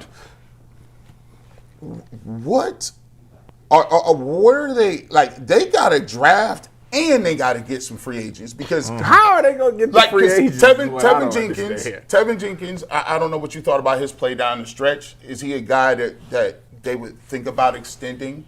Wyatt Teller, I thought they may offer him some money, but then they benched him. And was like, Wyatt's gone. Yeah. Now that's done. Zach Zinner ended up playing a little center at the end of the game. I thought that was interesting. Yeah. And what are your thoughts on DeJuan Jones? I don't think you can count on him, but like, where are we at? Well, you're not going to get a free agent tackle, because the good ones don't ever hit free agency, and you couldn't afford them if they did. Yeah. So you're going to bring back Whippler, you're going to bring back Leviston, you're going to bring back DeJuan Jones for one more year, and you're going to bring back Zinter. So they're going to maybe extending Jenkins or trying to find guard/center help in free agency, and you're going to have to draft tackles. You're going to have to take scrap heap tackles, and you're going to have to draft tackles. And you might have to play KT Leviston, and you have to hope that DeJuan Jones can come back and play right tackle next year. It's his contract year. They got to draft like 4 offensive linemen. That's right. KT gonna be back. Yeah, he's under contract for 2 more years after this. You don't want to hear that. It's a dead minimum contract. He was a 7th-round pick of the Rams. That's nasty. Oh, it's Minimowski, as you would say. And you still got to get backups. You still got to find backups. Batonio, Teller, Poshik, and Conklin are free agents. Yeah. Right? Cam Robinson is a free agent. Cornelius Lucas is not a free agent, but he'll be cut. Yeah. Jenkins is a free agent. Right. Yes. So, and of the top 6, they leave before the Browns mess with it a little bit. $46 million in dead money just for next year of guys who are no longer under contract, who are leaving the team. So the Browns on the offensive line. One position group. Will you stop? Yes, media. Do you have a question? So right now the Browns sit currently at $12 million over the cap. How can they make moves? 40 comes off of Watson when you restructure it, and the cap's going up. They restructuring it again? Yeah, they have to. They will. They almost have to. That's why. Listen, I don't listen. They in that refinance game. Like, I don't understand. Yeah. Like, we guys understand. You better refinance, or you ain't got no money to have operating capital. That's why, to me, Bull, That's why, more than anything, you take Shedeur out the game plan. If I'm listening to the names that he just given me. I'm like, man, you tell me I can get Francis Moaga, I can get. He's a right tackle. I take him at left, right. I'm not They doing. need to draft. If I'm you're not gonna doing draft it. a tackle. He better be played left tackle in college. That's what I agree with. In the first I'm not round. doing that switching So him over. that thing. guy from Miami, Francis Maui Newton. Yeah, he He's a played right right tackle. Or a guard. Some people don't even project. Yeah, him. Yeah, he's No, got I'm not short drafting. arms. We ain't doing that. I do believe I'm going to be honest. I do believe he's better suited as a guard and Proctor too. I'm not a big. I'm not drafting a fan guy of at 6. I'm footwork. not I sure don't what wanna position he draft plays. Proctor. I don't like Proctor's footwork. He need to go somewhere like Chicago or Yeah. something. So, where G, Ben you like- you Johnson like- I think they're going to draft. I think if I had to bet right now, I bet they draft a receiver. The at 6. Utah tackles are The Utah tackle is the Spencer. There's both of them, Fano. Spencer Fano and There's Caleb two. Lomu. But I thought he was going to play better than he did. You watch back the Texas Tech tape. They was giving them the business. They Texas David Bailey going like top 5, like top 10. But no, you see what I'm saying though. Like they gotta like, and for a team that says Zach that they feel like they want to be better than what it is, you better do something drastic up front. Yeah. Right. Tate and Jordan Tyson. yeah. Who do you like better of those two guys? I don't know. I mean, Jordan Yeah. Tyson, I think if he's healthy, we'll see. I don't know if I would take Carnell Tate at number 6 when I No. don't have a quarterback or a left tackle. That's the problem. Right. Is like there might not even be like it feels like the Browns are going to trade down again. Absolutely. Unless It there's feels a that way. quarterback Sure. situation. It absolutely feels that way. Right. Now, what's going to be harder with that is that teams are going to look and not want to give up their 27 pick. You know, the top of this first round is going to lack major sizzle. The Raiders are going to feel good about Mendoza just because he's an upgrade, certainly. And if he really hits, he really hits. And teams that want defense are going to feel good. Right. But like Caleb in Down. that gray area, you know, who's in front of the Browns? The Giants and the Titans. They would love to trade down and get extra picks. It's true. You know, so it's going to be difficult. You don't know. Things come together. Like, honestly, the Browns and Jags never discussed. It was already April by the time they really discussed what happened last year. So you don't know. You have to get there. Yeah. You know, the Browns came into the process last year thinking they'd get Cam Ward pretty quickly. They weren't going to get him. Abdul Carter was on top of their board for a lot of the process. Then for multiple reasons, he wasn't. Yeah. You know, then this opportunity comes, then you start reassessing your options. So we're talking about it now. Yeah. We'll see. Is Lot can Carnell Tate change. coming out of the season healthy? Is he going to run fast? He can do all those things. You know, hopefully he does. Bucks. Seems like a super likable kid. But, Yeah. you know, we just don't know right now. All right, so let me ask this question. Is there a possibility of a super punt? And what I mean by a super punt is the super punt is devastating. Like trade both they picks for next year? moved back all the way to the back of the first round just to get ammunition in the 27 quarterback. Who's trading up though? Yeah, some team that really wants Caleb Downs or a pass rusher. Yeah, and they're like, dude, we're kind of we're a little bit, we won a couple players away, and we feel like we get that guy here to solidify us. But the Browns are looking at it like this: okay, if we want to give Shedeur Sanders 26, I need the ammunition in 27 to be able to take. Well, Garrett, you're presenting this like it's not really realistic, but it's something that could happen, and it absolutely could. Why? Yeah. Because Andrew Berry might view that as job security, loading up more picks for the future. Yeah. Who's the Yeah. 5 teams in front of us? Because we 6. Who's 5? Who's the 5? 1 is the Raiders, 2 is the Jets, 3 is the Cardinals, 4 is the Giants. And Titans, right? Or is the Titans then the Giants? The Giants are behind the Browns. The Giants are behind the Browns. No, Giants are in front of the Browns. Okay, then it's Yeah. Titans, Giants. Right. It goes Titan- Raiders, Jets, Cardinals, Titans, Titans, Giants. Giants. Okay, yeah, there it Browns. is. Somebody have. And then Washington, I think, is Okay, next. so- Yeah, so the problem with the Browns trading out is 4 and 5 probably want to trade out unless they just have their guy. And then the Giants aren't taking a pass rusher because they've taken like 3 of the last 4 Right, years. right. I mean, the Titans can take anything besides quarterback. Titans taking a receiver. If a receiver was high enough, is a receiver high enough ranked in the top 10 for them to say, I'm going to use the 4th pick on the receiver? Yeah, not right now, but maybe. I mean, Jordan Tyson's like kind of that rare guy. Is he healthy? Is he, what do teams think? Now, I don't think he's a better prospect than McMillan was a year ago, and he went 8. Yeah. I don't think Carnell Tate's a better prospect than JSN was, and he won 11. You know what? Speaking of which, I was right as you were coming in. I was talking about that. I was watching some guy made a video like a redoing the 2025 draft, and actually, I made a mistake. They had the Browns taking Tet McMillan. That really would have been. Yeah. You know, Mason Graham's a good player. I don't want to get it wrong, and he might be worth the pick eventually. Apparently, but it would have been nice if somebody they had got taken more Tet McMillan. sacks than he got. Bull, McMillan, or the 2 left tackles that went 7 and 9.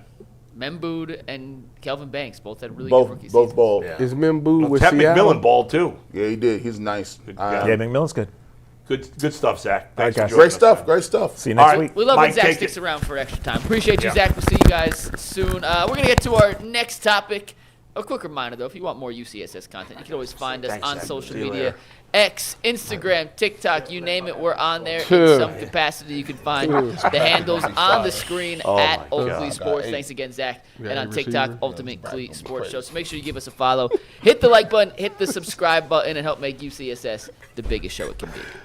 All right, guys, we have one more Browns topic before we pivot over to the Browns. Zach mentioned earlier, and we all know, we've seen the jersey. The Browns have had 42 quarterbacks.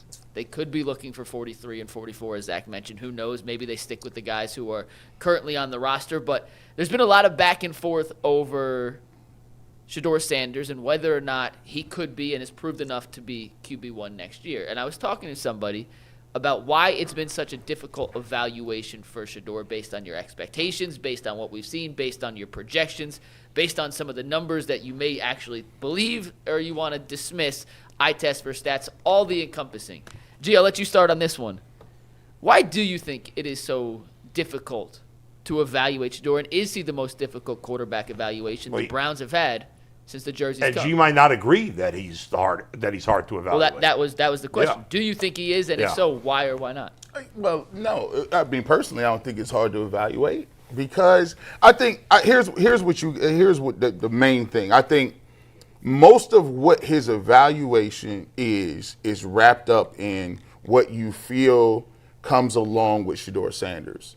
It's wrapped up in the conversation of, first of all, is his fan base, or does he bring enough to justify the noise, or does he do enough that that he needs to have this amount of production in order to deal with the overall just conversation and the massive amounts of comments and everything like that. I think that's the evaluation that people get mostly.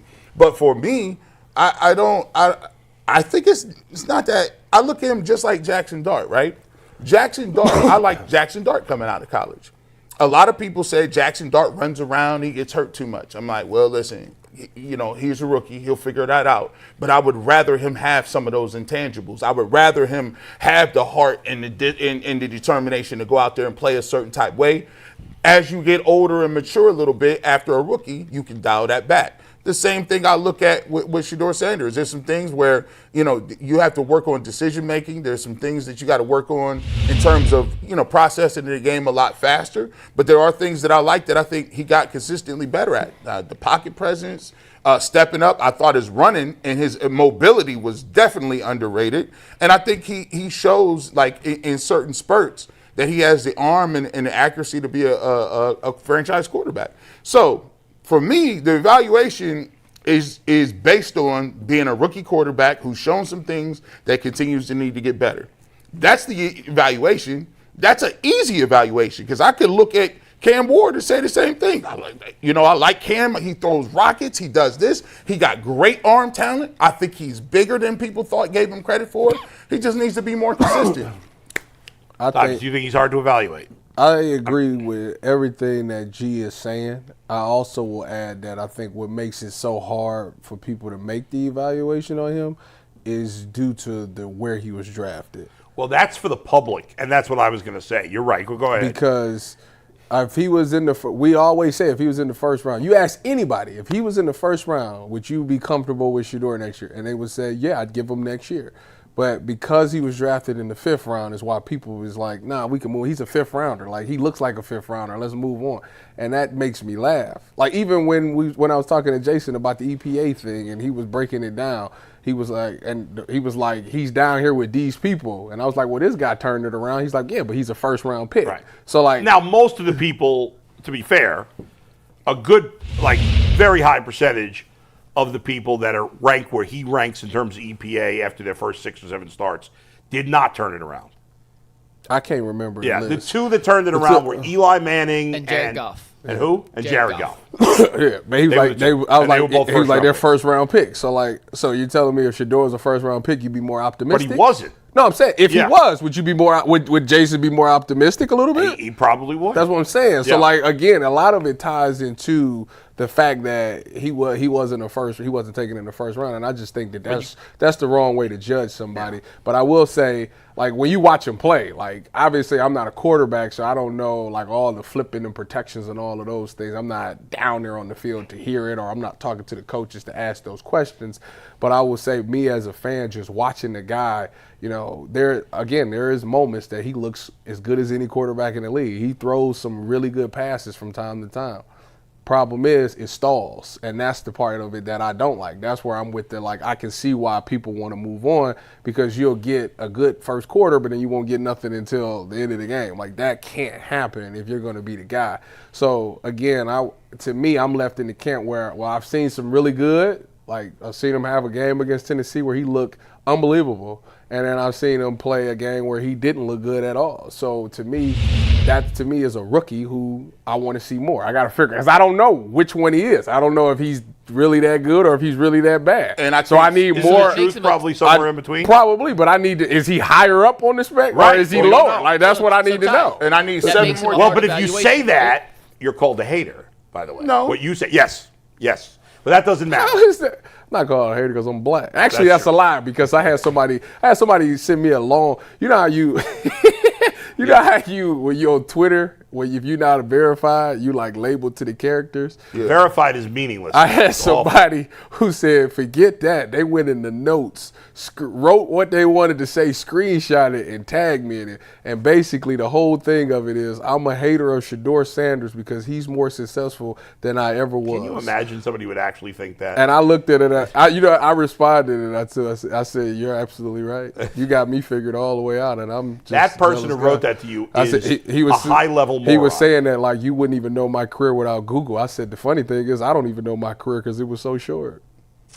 Well, you're being self-deprecating. That guy is Like, an ass. I don't know what he wrote I don't know what is an ass. what did he want me to say What to did that him? person do? What's that person in their career? That part is irrelevant, but I mean, apparently, you know, I don't even. It was so short, and I bounced around so much. You know how many He's people have played 100%. professional He's 100% correct. The problem is I'm okay with that. Like You that know how doesn't many people bother have me. played in the NFL? Not a lot. That's relevant. Not a what lot. I do? I didn't know. I gets healthcare from the NFL. What's crazy to me is that I didn't know that. Like I actively root for Shedeur, but I'm a hater. I didn't. That's the part that makes you me have laugh. to be over the top. I don't want to get into it, but Here's it's whatever. Go ahead. This is why I bring Tyvis on, and we do film review. We do film breakdown all the time.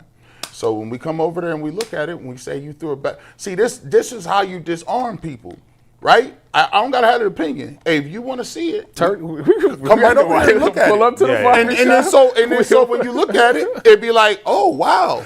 He did throw a bad play right there. And then Tyvis is gonna be sitting right there and be like, the reason why he threw this bad pass, he got fooled on his coverage. And then they'd be like, yeah, you know what? He got fooled on that. So we ain't got to talk about no hate. It's just it is what it is. Right. Look at it. Tyvis, you didn't mention that when Dylan Gabriel threw the pick. Yes, I did. I'm saying, Yes, we did. I'm saying Yes, that's what I people did. say. I got it on tape. And you know it's crazy. I was right. Yeah. So I don't think that that Shedeur is really any harder to evaluate than any other quarterback.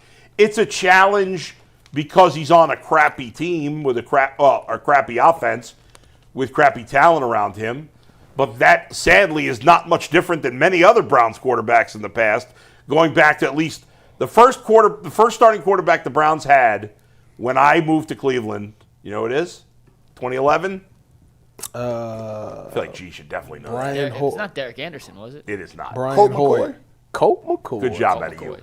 Colt McCoy. And by the way, that first year, I think I predicted the Browns to go 8-8, and they did not go 8-8. They did not go 8-8.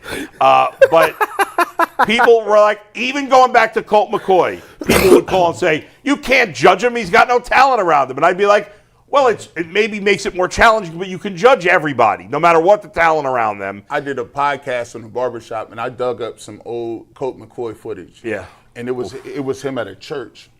And they had a meet and greet for Colt McCoy at the church. And boy, This is what I be trying to tell people. People have always had fans. They said, we have really found somebody. Colt McCoy is such people love Colt McCoy he was for a such while. He is a good Christian young man. And if you said something about Colt McCoy back then in them days, you was in trouble because Colt McCoy was squeaky clean. Who was Colt McCoy's hold receiver? on. Speaking of former Browns quarterbacks, guess which former Browns quarterback just DM'd me about possibly coming on? Manziel? No, I wish. Dang. You supposed to have all you supposed to Deshaun Kaiser. No. Tim Couch. I mean, I would just call it Tim or text Yeah. him. This is something I've been trying to work on via Twitter for a while. Oh, this person finally reached back out to you. Finally got back and said, let's set something up. Derek Anderson. No, that'd be a good one. Brian Charlie Fry. I'll give you the year, 2003. 03? 2004, excuse me. Played in the league for 10 years. Started 4 games in 04 for Cleveland. Jeff Garcia? No, had a 4-7 touchdown to interception ratio, lost all 4 games. 04. This is Not coming to wild me at work. all. 04? Ken Dorsey? Kelly Holcomb? We had Holcomb on. Dorsey, I don't think will ever come on our show. Facts. No. You said Charlie Fry. Brian I'll Simon. give you one more guess. What? Luke McCown, Josh McCown? his brother. Josh? Oh, Luke. Oh, I want Josh. I want the other McCown. Yeah, but he's- we'll take him. Supposedly he's in the mix for Josh. Josh is the quarterback coach for the Vikings right now. Who Right. is Luke McCown? What's he doing? He does quarterback breakdowns online, similar to Does he? Chase Daniel. Yeah. What do you say about what does he think of Shedeur? We're going to find out. He's done some breakdowns, talked about some of the good, talked about some of the bad, and Yeah. DM'd him, and he finally got back to me. So we're gonna try. So and what you said initially when we were talking about breaking down Shedeur, that's what makes it tougher for people. It's not just that he was drafted in the 5th round. It's that a lot of people believe he shouldn't have been drafted in the 1st round, right? So because normally with a 5th round quarterback, unless you got a short period of time to when you get an opportunity to show you definitely belong. Yeah. And if you're not if you're a 5th round pick, you usually You're not getting another chance. You don't usually see them, and unless it's a blowout game, that game at the end of the season where they sitting all their starters, or you just gonna see them in the preseason. That's about it. Here's why people say that, and somebody I always wanted to give them credit for this. So arguably, 2 of the hugest fan bases is Tim Tebow and Shedeur Sanders, right? Mm-hmm. This guy came up to me and said, G. Bush, the reason why people go so crazy about the 5th round pick thing, he said, if you watch football, there is no world or universe in which Tim Tebow can get drafted in the 1st round and Shedeur Sanders can get drafted in the 5th. It's impossible. But it happened. No, but that's what I'm saying. Yeah. But so it happened. Yeah. There's a lot of things in this country that happen that shouldn't happen. What I'm saying to you is so when somebody says, "Oh, he doesn't have 1st round talent," and I could go down the list and be like, Tim Tebow unequivocally was the Should never been a first-round pick. worst thrower of the football that has ever existed. I can't argue with Hey. that. And it's not. It's just. He was terrible. You can, the mechanics, the arm. That was the dumbest thing. messed That up, was though, the. man. I couldn't believe that trip. Well, Johnny Manziel should never have been a 1st round pick either. Zach Wilson. Right. Now that doesn't mean that Shedeur should have been a 1st round pick. I don't know. But what they're saying is, this is why they're saying, hey, he's not a 5th round pick. Now, granted, we're not saying he should be a 1st round pick, right? Well, I don't agree with that. Well, a lot of people think he is should have been. the worst thrower. He's the of worst football. mechanically. He's the worst He mechanically. switched his mechanics coming out. He was one of the worst. And so when they say, all right, 1st round, cool. All right, cool. No, but I disagree Second round, with you, G. I think second round, cool. What do you think he should have been? Honestly, Listen to me. Shedeur? you think he should have been a 1st round pick? At least second. At least second, bare minimum. Yeah, at least No, second. I'm not asking for. But what do you think he should have been? I told you I would take him at 2. Okay, still now. I told you I would take him at 2. You would take him at 2. Tyvis, would you take him at 2? I would have took him at 2. Now, knowing what you know Knowing now, what I know now, second. you'd still take him 2? No, He second said round. second round. Second round. Okay. Now, if it redrafted him, but talent wise, Yeah. no further than second round. Because now you compare it in people based on evaluations and grades, and I'm like, somebody had Tebow, and even Johnny Manziel with all his character issues, all of them, they still took him. If you could have right now Let me ask you this, Tyvis and G. Right now, the Browns could have their choice. I want to know, in what order would you take these guys? This is loaded. I know it is. That's a loaded baked potato right here. I think I know what he's going to ask. What do you think I'm going to ask? I'm going to tell Ed, and you ask him the same. It is a I'm just asking the quarterbacks from last year's draft. Mm-hmm. Oh, okay. Cam Ward is not what you thought I was going to do? No, go ahead. I thought you was going. I thought you was about to put a list of Browns quarterbacks and say which ones. Which Cam Ward, okay, Jackson Dart, Shedeur Sanders, Tyler Shuck. Well, just those are the only 4 that have played this year, right? Of the rookies. Well, Gabriel. Yeah, he's out. Okay, we'll put Gabriel just. All right, here we go. And Dylan Gabriel. He's last. If you had to pick a starting quarterback for the next decade for your team, in what order would you take it? If I had to pick out of those 5. Those 5. Give me the order. Cam Ward 1. Okay, still be 1. Oh, yeah. Okay. I like what Tyler Shuck did. I like what he did. Jackson Dart had 22 touchdowns and 5 picks, just for what it's worth. Hold on. Really? Hey, Yeah. Run Jackson Dart. Run Jackson Dart stats out. Jackson Dart's 2. Jackson Dart, as a passer, played 12 games. Okay. Completed 64% of his passes. That's pretty good. Okay. 2,300 yards, 15 touchdowns, 5 picks, and also ran for 7 touchdowns. He's 2. Oh, he ran for 7? How many of those games did he play without? He played with Monique Neighbors for 1 game. That's it. Neighbors got hurt. I would go. Sorry, he played 1 full game with Neighbors, and then he got hurt in the first quarter of the second game. I would go in the order that they was drafted, and I'd flip Dylan and Shedeur. Okay. So you go Cam, Dart, Shuck, Shedeur, Gabriel is your answer. Correct. I would go in the exact same order as you. Cam, Dart, Shuck, Shedeur, Gabriel. Same exact order. Give me Cam Ward's stats. They're not great. They ain't great at all. Yeah. Cam Ward this season, I still think he's the most talented guy from the group. he threw for 3,200 yards, 15 touchdowns, 7 interceptions, and he ran for 2 touchdowns. So 17 touchdowns, 7 interceptions. Okay. Well, if you're going to give the rushing touchdowns, you got to give the fumbles, I think, too. But don't worry about it. And what was his completion percentage? Cam Ward this year completed 60 on the dot. 60% on the dot. That's actually better stats than I would have thought. Because I could argue, I'm not sure, I could very well argue that the Titans have less talent around them than the Browns do. He came out strong in the last quarter of the season. Yeah. The Titans have very bad start. The Titans have no pass catchers as good as Harold Fannin. And then just for comparison, Shuck started 9 games, threw for 2,400 yards, 10 touchdowns, 6 interceptions, and ran for 3 touchdowns and 200 yards. So he had 14 touchdowns total, 6 interceptions. And he played how many games? He started 9. How many games Shedeur play? 7. Oh, played 8, started 7. Played 8, started 7. Wait, what was Shuck's numbers again? 9 games, threw for 2,400 yards, 10 That's pretty touchdowns. good, 2,400 yards in 9 games. It was pretty dope. He completed 68% of his passes. That's very good. 10 touchdowns. 10 touchdowns, 6 picks, ran for 203 touchdowns.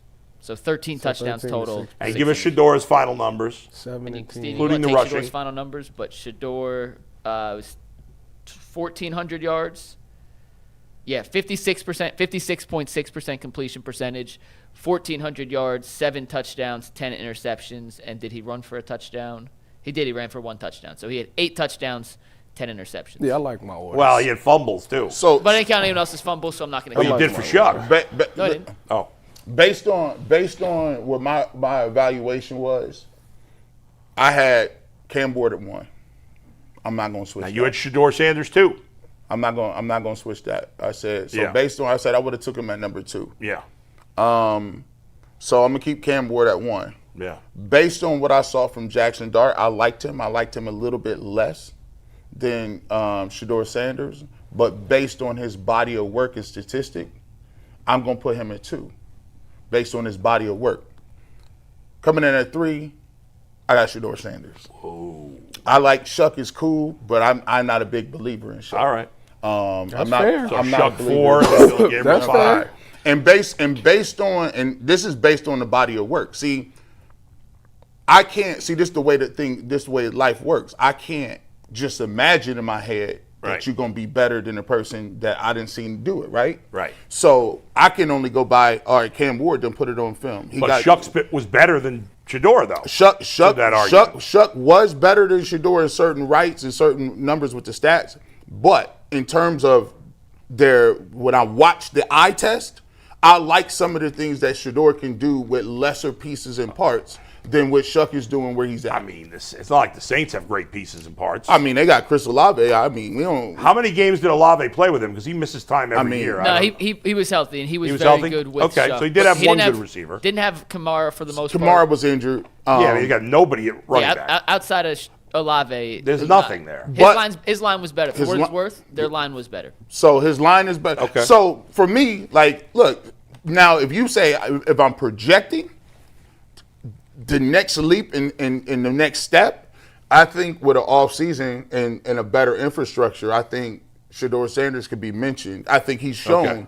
But right now, you would take Jackson Dart ahead of Shedeur Sanders. If I got to pick, Shedorians are going to be pissed at you. Why would I be sorry about that, bro? Just Look, if you gonna ask me, now you also have to take in consideration that he played in the middle of the season. He was not a priority.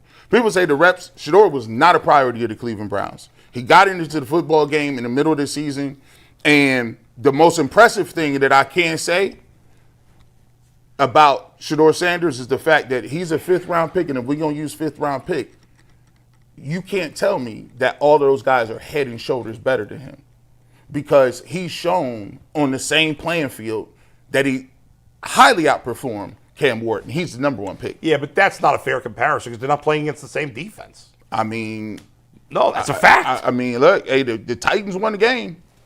Yeah, but they can't be that bad. The Titans won. So then we got to give the edge to Cam Ward. That means Cam Ward. The last 2 weeks, there's a lot of credit being given to Shedeur Sanders, who did very little because they won. I didn't give. So now you got to say Shedeur Sanders is better than. No, I didn't. I didn't say I'm going to give him a lot of credit. Actually, to be truthful, I gave him the harshest credit in the first half against the Bengals. Yeah. So I did give him that. Now for me. Yeah. But what I can say is undeniable though is when you saw Cam Ward and Shedeur Sanders play head to head, and you look for throw, dime for dime, they on the same level. I don't agree that they're on the same level. On that day, they was on the same level. Actually, on that day, I'd argue Shedeur Sanders played better. Yes. But however, the better player doesn't always play better. And you would have to acknowledge that Shedeur Sanders was facing a much weaker defense than Cam Ward was. I will give you that. There's no Myles Garrett on Tennessee. I will give you that. Myles Garrett was out there, but Jeffrey Simmons Simmons was killing too. He's a good player, but he ain't Myles Garrett. But what I'm saying though, am saying though is that eye test, when you look and you ask somebody, all right, just take away the 1st-round picks, the grades or whatever. Watch this dude throw and watch that dude throw. I don't think very many people would come away saying this guy is dramatically better than this guy. I don't think you would say that. Yeah, I mean, listen, I didn't watch the other 3 guys enough this year to say with certainty that they look better. Statistically, obviously, the other 3 guys way better than Shedeur. But you can't just go by, especially traditional statistics. The analytics, also, those guys are way better. In terms of the eye test, I can't compare to the other guys because I didn't see much of the other guys. And I like. So that's not. That wouldn't be fair. And I like. Let me just be honest with you. Yeah. I like Jackson Dart. I thought you were going to say, I like big butts and I cannot lie. Where the hell did that come from? Dude gets sprung. I was in the car. I was in the car with Aaron the other day. That's what Bulls mind. And that song came on, and he was like, "What is this song?" Because he had never heard it before. It's a classic, is what it is. I know. And he was a little like, "Is that a like?" You know, he kind of gets the sexual innuendo now as he's 12 years old. You know, baby got back. Now here, look. Now I want to. McNuggets has time for this. Yeah. Here's what's going to happen. McNuggets got time for this. What's going to happen is watch how this thing moves, depending on the coordinator. Yeah. Depending on the head coach. You want Tommy Rees to still be the OC? No, we're not doing that. We got some other things we got to get to. Forcing coaches on people anyway. We got to. I think week by week, I want McNuggets to put this down and ask, what is the chances Shedeur Sanders starts week 1, game 1 for the Browns next year? And next year. And the thing is, I want to see the montage of how it goes down, because I think it's going to fluctuate. It's going to get to points where it's going to be 5%, 10%, 90%, 60%. If you tell me these current 3 quarterbacks are the only quarterbacks on the roster, I don't believe that will be the case. I know you think it might. Even if it's not, what do you think? Even if they're not the quarterbacks, what do you? We'll track this right now. So I got to factor in what they might do. Whatever factor you think. Right now, I'm going based on the quarterbacks they have. Okay. And based on the quarterbacks they have, week 1 starter. He's the week 1 starter. I would say 75%. That's big. That's a that high? Dang! I thought you was gonna say 50 or something. Who else is based on who they have right now? Well, you got to project who they'll have in week 1. Okay, if I'm going to factor in what they might do. Yeah, exactly. There's a whole unknown factor. Okay, obviously we have no idea, so I'm just guessing. So this is your I'll starting take you through the process. So it wouldn't be 75%. Okay. And we'll talk Cavs for a few minutes after. So I'm going to say they don't draft a quarterback in the first round, because if they draft a quarterback in the first round, that guy's probably the starter week 1. But I don't think they're going to do that. I don't think, to be completely, honest, I don't think Shedeur Sanders is the reason they're not going to do that. I just don't think the player they want or need is going to be there available. Okay. So I'm saying they don't draft a quarterback in the first round. So it appears that they're – well, let me go back a little bit. It appears they're going to keep Watson on this roster. Yes. Okay? I assume they'll keep Shedeur, but I don't think that's a guarantee, but I assume they will. I think Dylan Gabriel's gone, because you have to bring in at least one new quarterback. But if you assume Watson and Sanders are here, then they're only going to bring in one legitimate guy who would have a chance to be in the mix, whether that's a draft pick or a veteran. Mm-hmm. And it depends. Okay, they're going to have a new coach. There's going to be less pressure on him to win. So I'm going to say that they draft a quarterback. I say they do not bring in a veteran. I agree. And that they draft a quarterback somewhere in the middle rounds. I'm going to say Shedeur right now has a 50% chance to be the starter. I'm going to go to the number you thought I was going to go. Tyvis. 52%. 52. Okay. All right. I'm thinking that they're just going to run it with those 3 guys. You really do? That seems crazy to me. You think a new coach would want to come in here and not change up at the position at all? Tyvis already think the game is already rigged. Given the yeah, you're like really depressing today. No, he thinks, given those names, he feels like those are safe picks that the organization is going to pick because they're going to do what they want them to do. I got to say that Tyvis, who is one of the most positive people I know, I'm really down today because you. What do you mean? You seem the Browns have broken you a little bit. No. That radio every day broke him. The combination of radio and the Browns have broken you. You're sticking us with a lousy group of coaches. He shaved his beard off. You shaved your beard off. Wow. Boy. Yeah. Tell me that it doesn't make sense that they would get. Let me see the list again. But that's a depressing list. That's boy. You're supposed to be our vehicle of positivity. Boy, I just don't. And optimism. I just look at it from a standpoint of, if I was a head coach, why would I take the Browns knowing that I only got 2 years and I know one of them's going to be bad? If Tyvis feels that way, just doesn't make sense. You're right. It doesn't make sense. Why would I take the Browns job if they're going to fire me Jeff after 2 Hafley. years? I want him now. I would love for Hafley. I'm convinced. The odds are stacked against him, but I'm now convinced that Flores is going to the Raiders. So I told you that on Tuesday. You guys, you and I think a bunch of people have talked me into that. So I'm high on Hafley now. I'm excited about the idea of him. So this poll. Yeah. Go ahead. What's your percentage? What's your percentage? Okay. So where Bull started with the 75.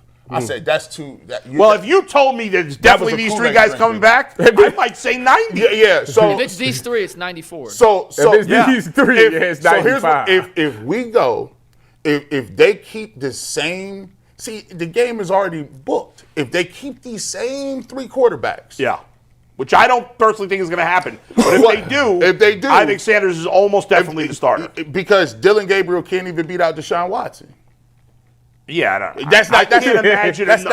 Wait a minute. What's Dylan Gabriel's numbers? What was his final season numbers? They look good if you look at the stats. Statistically better than Shedeur. It's 7 touchdowns, 2 picks. Same amount of touchdowns as Shedeur, fewer picks. Hey. But the eye test and the stats in that case. So if they get Mike McDaniel, he might think he's Tua. He might get it out of him. If they got three, and all you got to do is make it to be the week 1 starter. And it's those 3 of them, there's a 97.8% chance that he's the starter. Now, if it's just the 3, it's a high chance. Now, if they switch it up a little bit, right? Say, for instance, they switch it, and they're like, okay, we're gonna remove one of these people off the mix. Now, if they take Deshaun Watson out of the mix and they get rid of him, I still think, and they bring in another later round quarterback, I still believe that they wouldn't do that. They wouldn't do that. If they take Watson out, you have to get a veteran. You have to get a veteran. Yeah. So that still puts you at almost 90%. It doesn't seem like they're gonna boot Watson out. And so if he's there, cool. Now, if they say we got Shedeur Sanders, we got Watson, and we're gonna bring in another down the line type guy that we may draft day 2. The day 2 guy is going to be in the same position as Shedeur Sanders was. That means you got to beat out a dude that's a veteran, or you got to beat out dudes that have already started, and you ain't going to start off by getting no reps. No. So now, if Harbaugh ends up being the coach by some miracle, now it all changes. 98%. Then Watson and Shedeur are both gone. Now, I think the whole quarterback room is gone. If they wanted Shedeur. Allegedly. Hold on. Didn't Shedeur, if I remember, Shedeur said, no, don't draft me. Allegedly. Because he didn't want to sit. So if Harbaugh's here, I do think, like, a big thing like that, I think it goes down to, like, 40, 42. Because that guy's coming in, he wants to pick his quarterback. Because that dude's going to come out. So right now, as it stands, I wholeheartedly believe, unless they take a quarterback in the first round, Shedeur Sanders will be the week 1 starter, and that's just based on the restrictions. I think there's a chance that the week 1 starter is a veteran, like besides Deshaun Watson. I think if Deshaun Watson's the veteran, then Shedeur Sanders will be the starter. I agree. If it's somebody like if they went and got a Mac Jones, I'm not I'd rather play Sanders than Mac Jones. For him. Yeah. But if they got a Mac Jones or a Kirk Cousins, as much as we may not like that, I think there's a decent and chance. Don't tell me about no Malik Willis. Stop that. We're not going that route. Yeah, I mean, come on, it was like 2 games. 2 games. Come on, bro. Come on, guy. Matt Flynn. You gave a little love to Mitch Trubisky yesterday. We got some super chats to wrap up today's show. Skilly says, and we'll talk about this more in depth tomorrow, but would you guys want Mike McDaniel to be the head coach now that he's fired? Yes or no? Because we'll dive more. I wouldn't. I wouldn't hate it, but he wouldn't be my first choice. By the way, if you throw him on that list, I got him second after Schwartz. Yeah, that's true. Okay. Jim Carlton says... Actually, I might have him first on that list. Man, that's how bad that list is, Bull. Well, you're not here tomorrow, so you can tell us you're in on McDaniel or out. I am lukewarm in. Lukewarm, okay. Yeah. Jim Carlton said Stefanski had fewer games as an offensive coordinator than Tommy Rees, and he got the head coaching job. Don't rule out anything for this organization. First of all, he did not have less games. No. They had, I think, the same, roughly. No, that's not true. Kevin Stefanski had a full season as an offensive, as a play caller. He had less years. He had a year and a half as a play caller. So he had less years as a coordinator, but he had more time as a play caller. But here's why that comment is ridiculous. Kevin Stefanski had been a position coach in the NFL for a decade before becoming the coordinator. Tommy Rees had never been in the NFL before. You can't go from never being in the NFL to NFL head coach in 2 years. That's crazy. You can't. Unless you've been in college forever. With the expectations and what the climate is, they cannot afford to take. No. And Tommy Rees might be the next great coach. He might, but that's a big long shot. But we can't do it right now. That would be crazy. I can't do it right. That would be crazy. Alex Roush said Tyvis said on his radio show this morning that if he were the GM of the Raiders, he would trade Max Crosby for 2 first-round picks. That's a fact. If that's the case, what's the king ransom for Miles? They tried that. I don't think they could get 2 first-round picks for Crosby. Do you? I said if they did, I would definitely do it. I don't think they can. He's unhappy there. If they can get 2 first-round picks for Max I Crosby, would. If I were the Bengals, I'd trade 2 first-round picks If for Max Myles Crosby. Garrett didn't sign that massive contract, I would have traded him. I don't think he's worth 2. I think you might get a first, like a 1 and a 2, first and a third. For Max? Yeah. Max Crosby's really good, but he's really good. I'm not doing it. I don't even. If I'm a team, I don't even know if I give up 2 first. I just said I'd do it if I was Cincinnati, because they screw up their draft picks anyway. No, but Parsons outside of a quarterback, I can't imagine giving up 2 Do you first-round picks. consider Max Crosby at the same level, better or worse than Micah Parsons? He's not Parsons. I think he's same level. I think he is slightly under. He is slightly tier under. Yeah. It's close. Parsons got 2. That's why I was asking. So Parsons got 2, and you had to pay him. Crosby's Max already Crosby, on contract. ain't he like 28 or something like that? 27? And look how old Max Crosby is. And think about it. They paid them 2 first-round picks, and then he tore his ACL. Yeah. And so now he's going to be out. The Falcons traded 2 first-round picks to get James Pierce Jr. last year in the draft. You're right. The Colts traded 2 first-round picks to get Sauce Gardner. Sauce Gardner. That's crazy. I can't believe you trading picks, 2 first-round picks for besides a quarterback is crazy. Somebody offered me 2 or 3 for Miles. If it's 2, I'd think I about would, it. 3, I'd sprint it out. Now, yes, I would do it if I was a team that was a legit Super Bowl contender. I'd trade 2 first-rounders for Myles Garrett. If it's the last piece, it makes sense. That's what I'm saying. There, it makes no like sense. if I were the Bills, I would trade 2 first-round picks for Myles Garrett. All right, a couple more super chats. Sandra Speaks the Truth said, New York is tough, not negative. She has no facts to back that up. Oso Darrow kind of took a shot at you, Bull. You want me to read it or you want to skip it? Someone named Oso Darrow. Why would I want you to not read it? Because I passed Go it if ahead. I want. He said, Bull, who wants to play in a place where you're constantly critiqued by people who are worse at their job than you are at yours? Why are you so mad? I don't think is that a shot at you? Yeah, well, he's saying I'm not very good at, like, they're better at their job than I thought I he am. was just saying the media. And I would argue. And real quick, Miss Bell has Yeah. your back. Miss Bell, shout out Miss Bell, said Yeah. Bull's opinions aren't wrong. They're just different than what some of us see. Thank you, Miss Bell. We've been at odds sometimes, but I appreciate Miss Bailey's like, no, I like you, Miss Bell. What I would say is, I would argue I'm better at my job. I'm better at my job than 95% of the Browns players that have played here. So here's I would argue that. Let me give you Actually, and that's being a little less modest because I could say 100 and say I'm the best there's ever Myles been. Garrett's better at rushing the passer than you are. But here's the thing. So you're saying I'm not the best sports talker of all time. Bull is very good at his job because people watch to see what he's going to say, and it'd be saying it take a lot of heart to say crazy stuff, right? Or like piss people. The job is to move emotions. The best people in our business have a group of people that love you and a group of people that hate you. Yeah. I have that. So all right, next you're wrong, one. pal. You hate me, but you're listening and you're watching. 49er Pimpin says Cleveland media has been disingenuous to Shedeur Sanders all season. That's a fact. Disingenuous is not a word. Disingenuous. McNuggets just put an R in there. That was I read it. He's got no facts to back that up. Wait a minute. He said hashtag fact, though. It's got to be a fact. It's not a fact. So if you put hashtag fact, it doesn't make it a fact. I don't think that's true. It's not. Of course it's not G. true. Bush has been fair. Bull's been fair. Jason's just going off of stats. Mary Kay wrote an article about how she wants him to be the guy. Peterlin and Nick Wilson love him. Yeah. Oh, yeah, no, listen. Ken likes him. Peter. I think Errol Goldhammer might have said something, and Riz and them might have Riz said. loves him. Yeah, or does he? No, Grossi's the one that. Oh, Grossi. Yeah, Riz loves him. Yeah. I don't know what he's talking about. So, not that I ever watched the show, but I've seen they be talking about me. Look, you talk about Shedorians on the top 3 list. I'm a supporter, but Peterlin is right up there. Peterlin is he had a jersey before the jersey. Him and Nick Wilson. And Nick Wilson and Tony Rizzo is right up there. Yeah. I might be fourth on the list. You're not fourth, but you're right. They're right there with you. You're on the Mount Rushmore, G. Next one. How many? It's so absurd. Well, here I'm gonna read. You're gonna make this next one's gonna make you laugh too. Yeah. Oso Darrow says Cleveland media pushing for a quarterback when they have an All-Pro and the NCAA completion percentage record holder under contract. They don't understand how dumb and infantile they sound.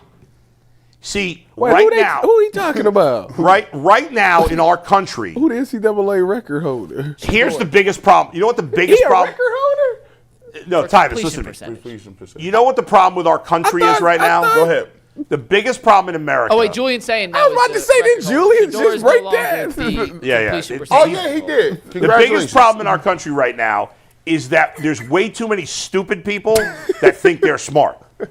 Right? Like, Oh, know about all that. the president of the United States. Oh, that- all right? Whoa. Every single We got- cabinet we got member, 50 seconds. Every single person ahead of every thought we department is made it. completely unqualified. We thought we was going to get out of here on time. This guy is another one. Like, he thinks he's smart. And he's not. So, like, the fact that, first of all, nobody on this panel 35 has seconds. completely written off Shedeur Sanders. Number two, being the all-time completion percentage leader in college, like, if you look at some of the quarterbacks with the Bailey highest, Zappi. if you 20 look at the seconds. top 10 quarterbacks of all time, completion percentage in college, 8 of the 10 are complete scrubs. Yep. The only ones that are any good were Burrow and Mayfield. We'll see you in overtime. We'll continue this So conversation. you're a dummy. So no offense.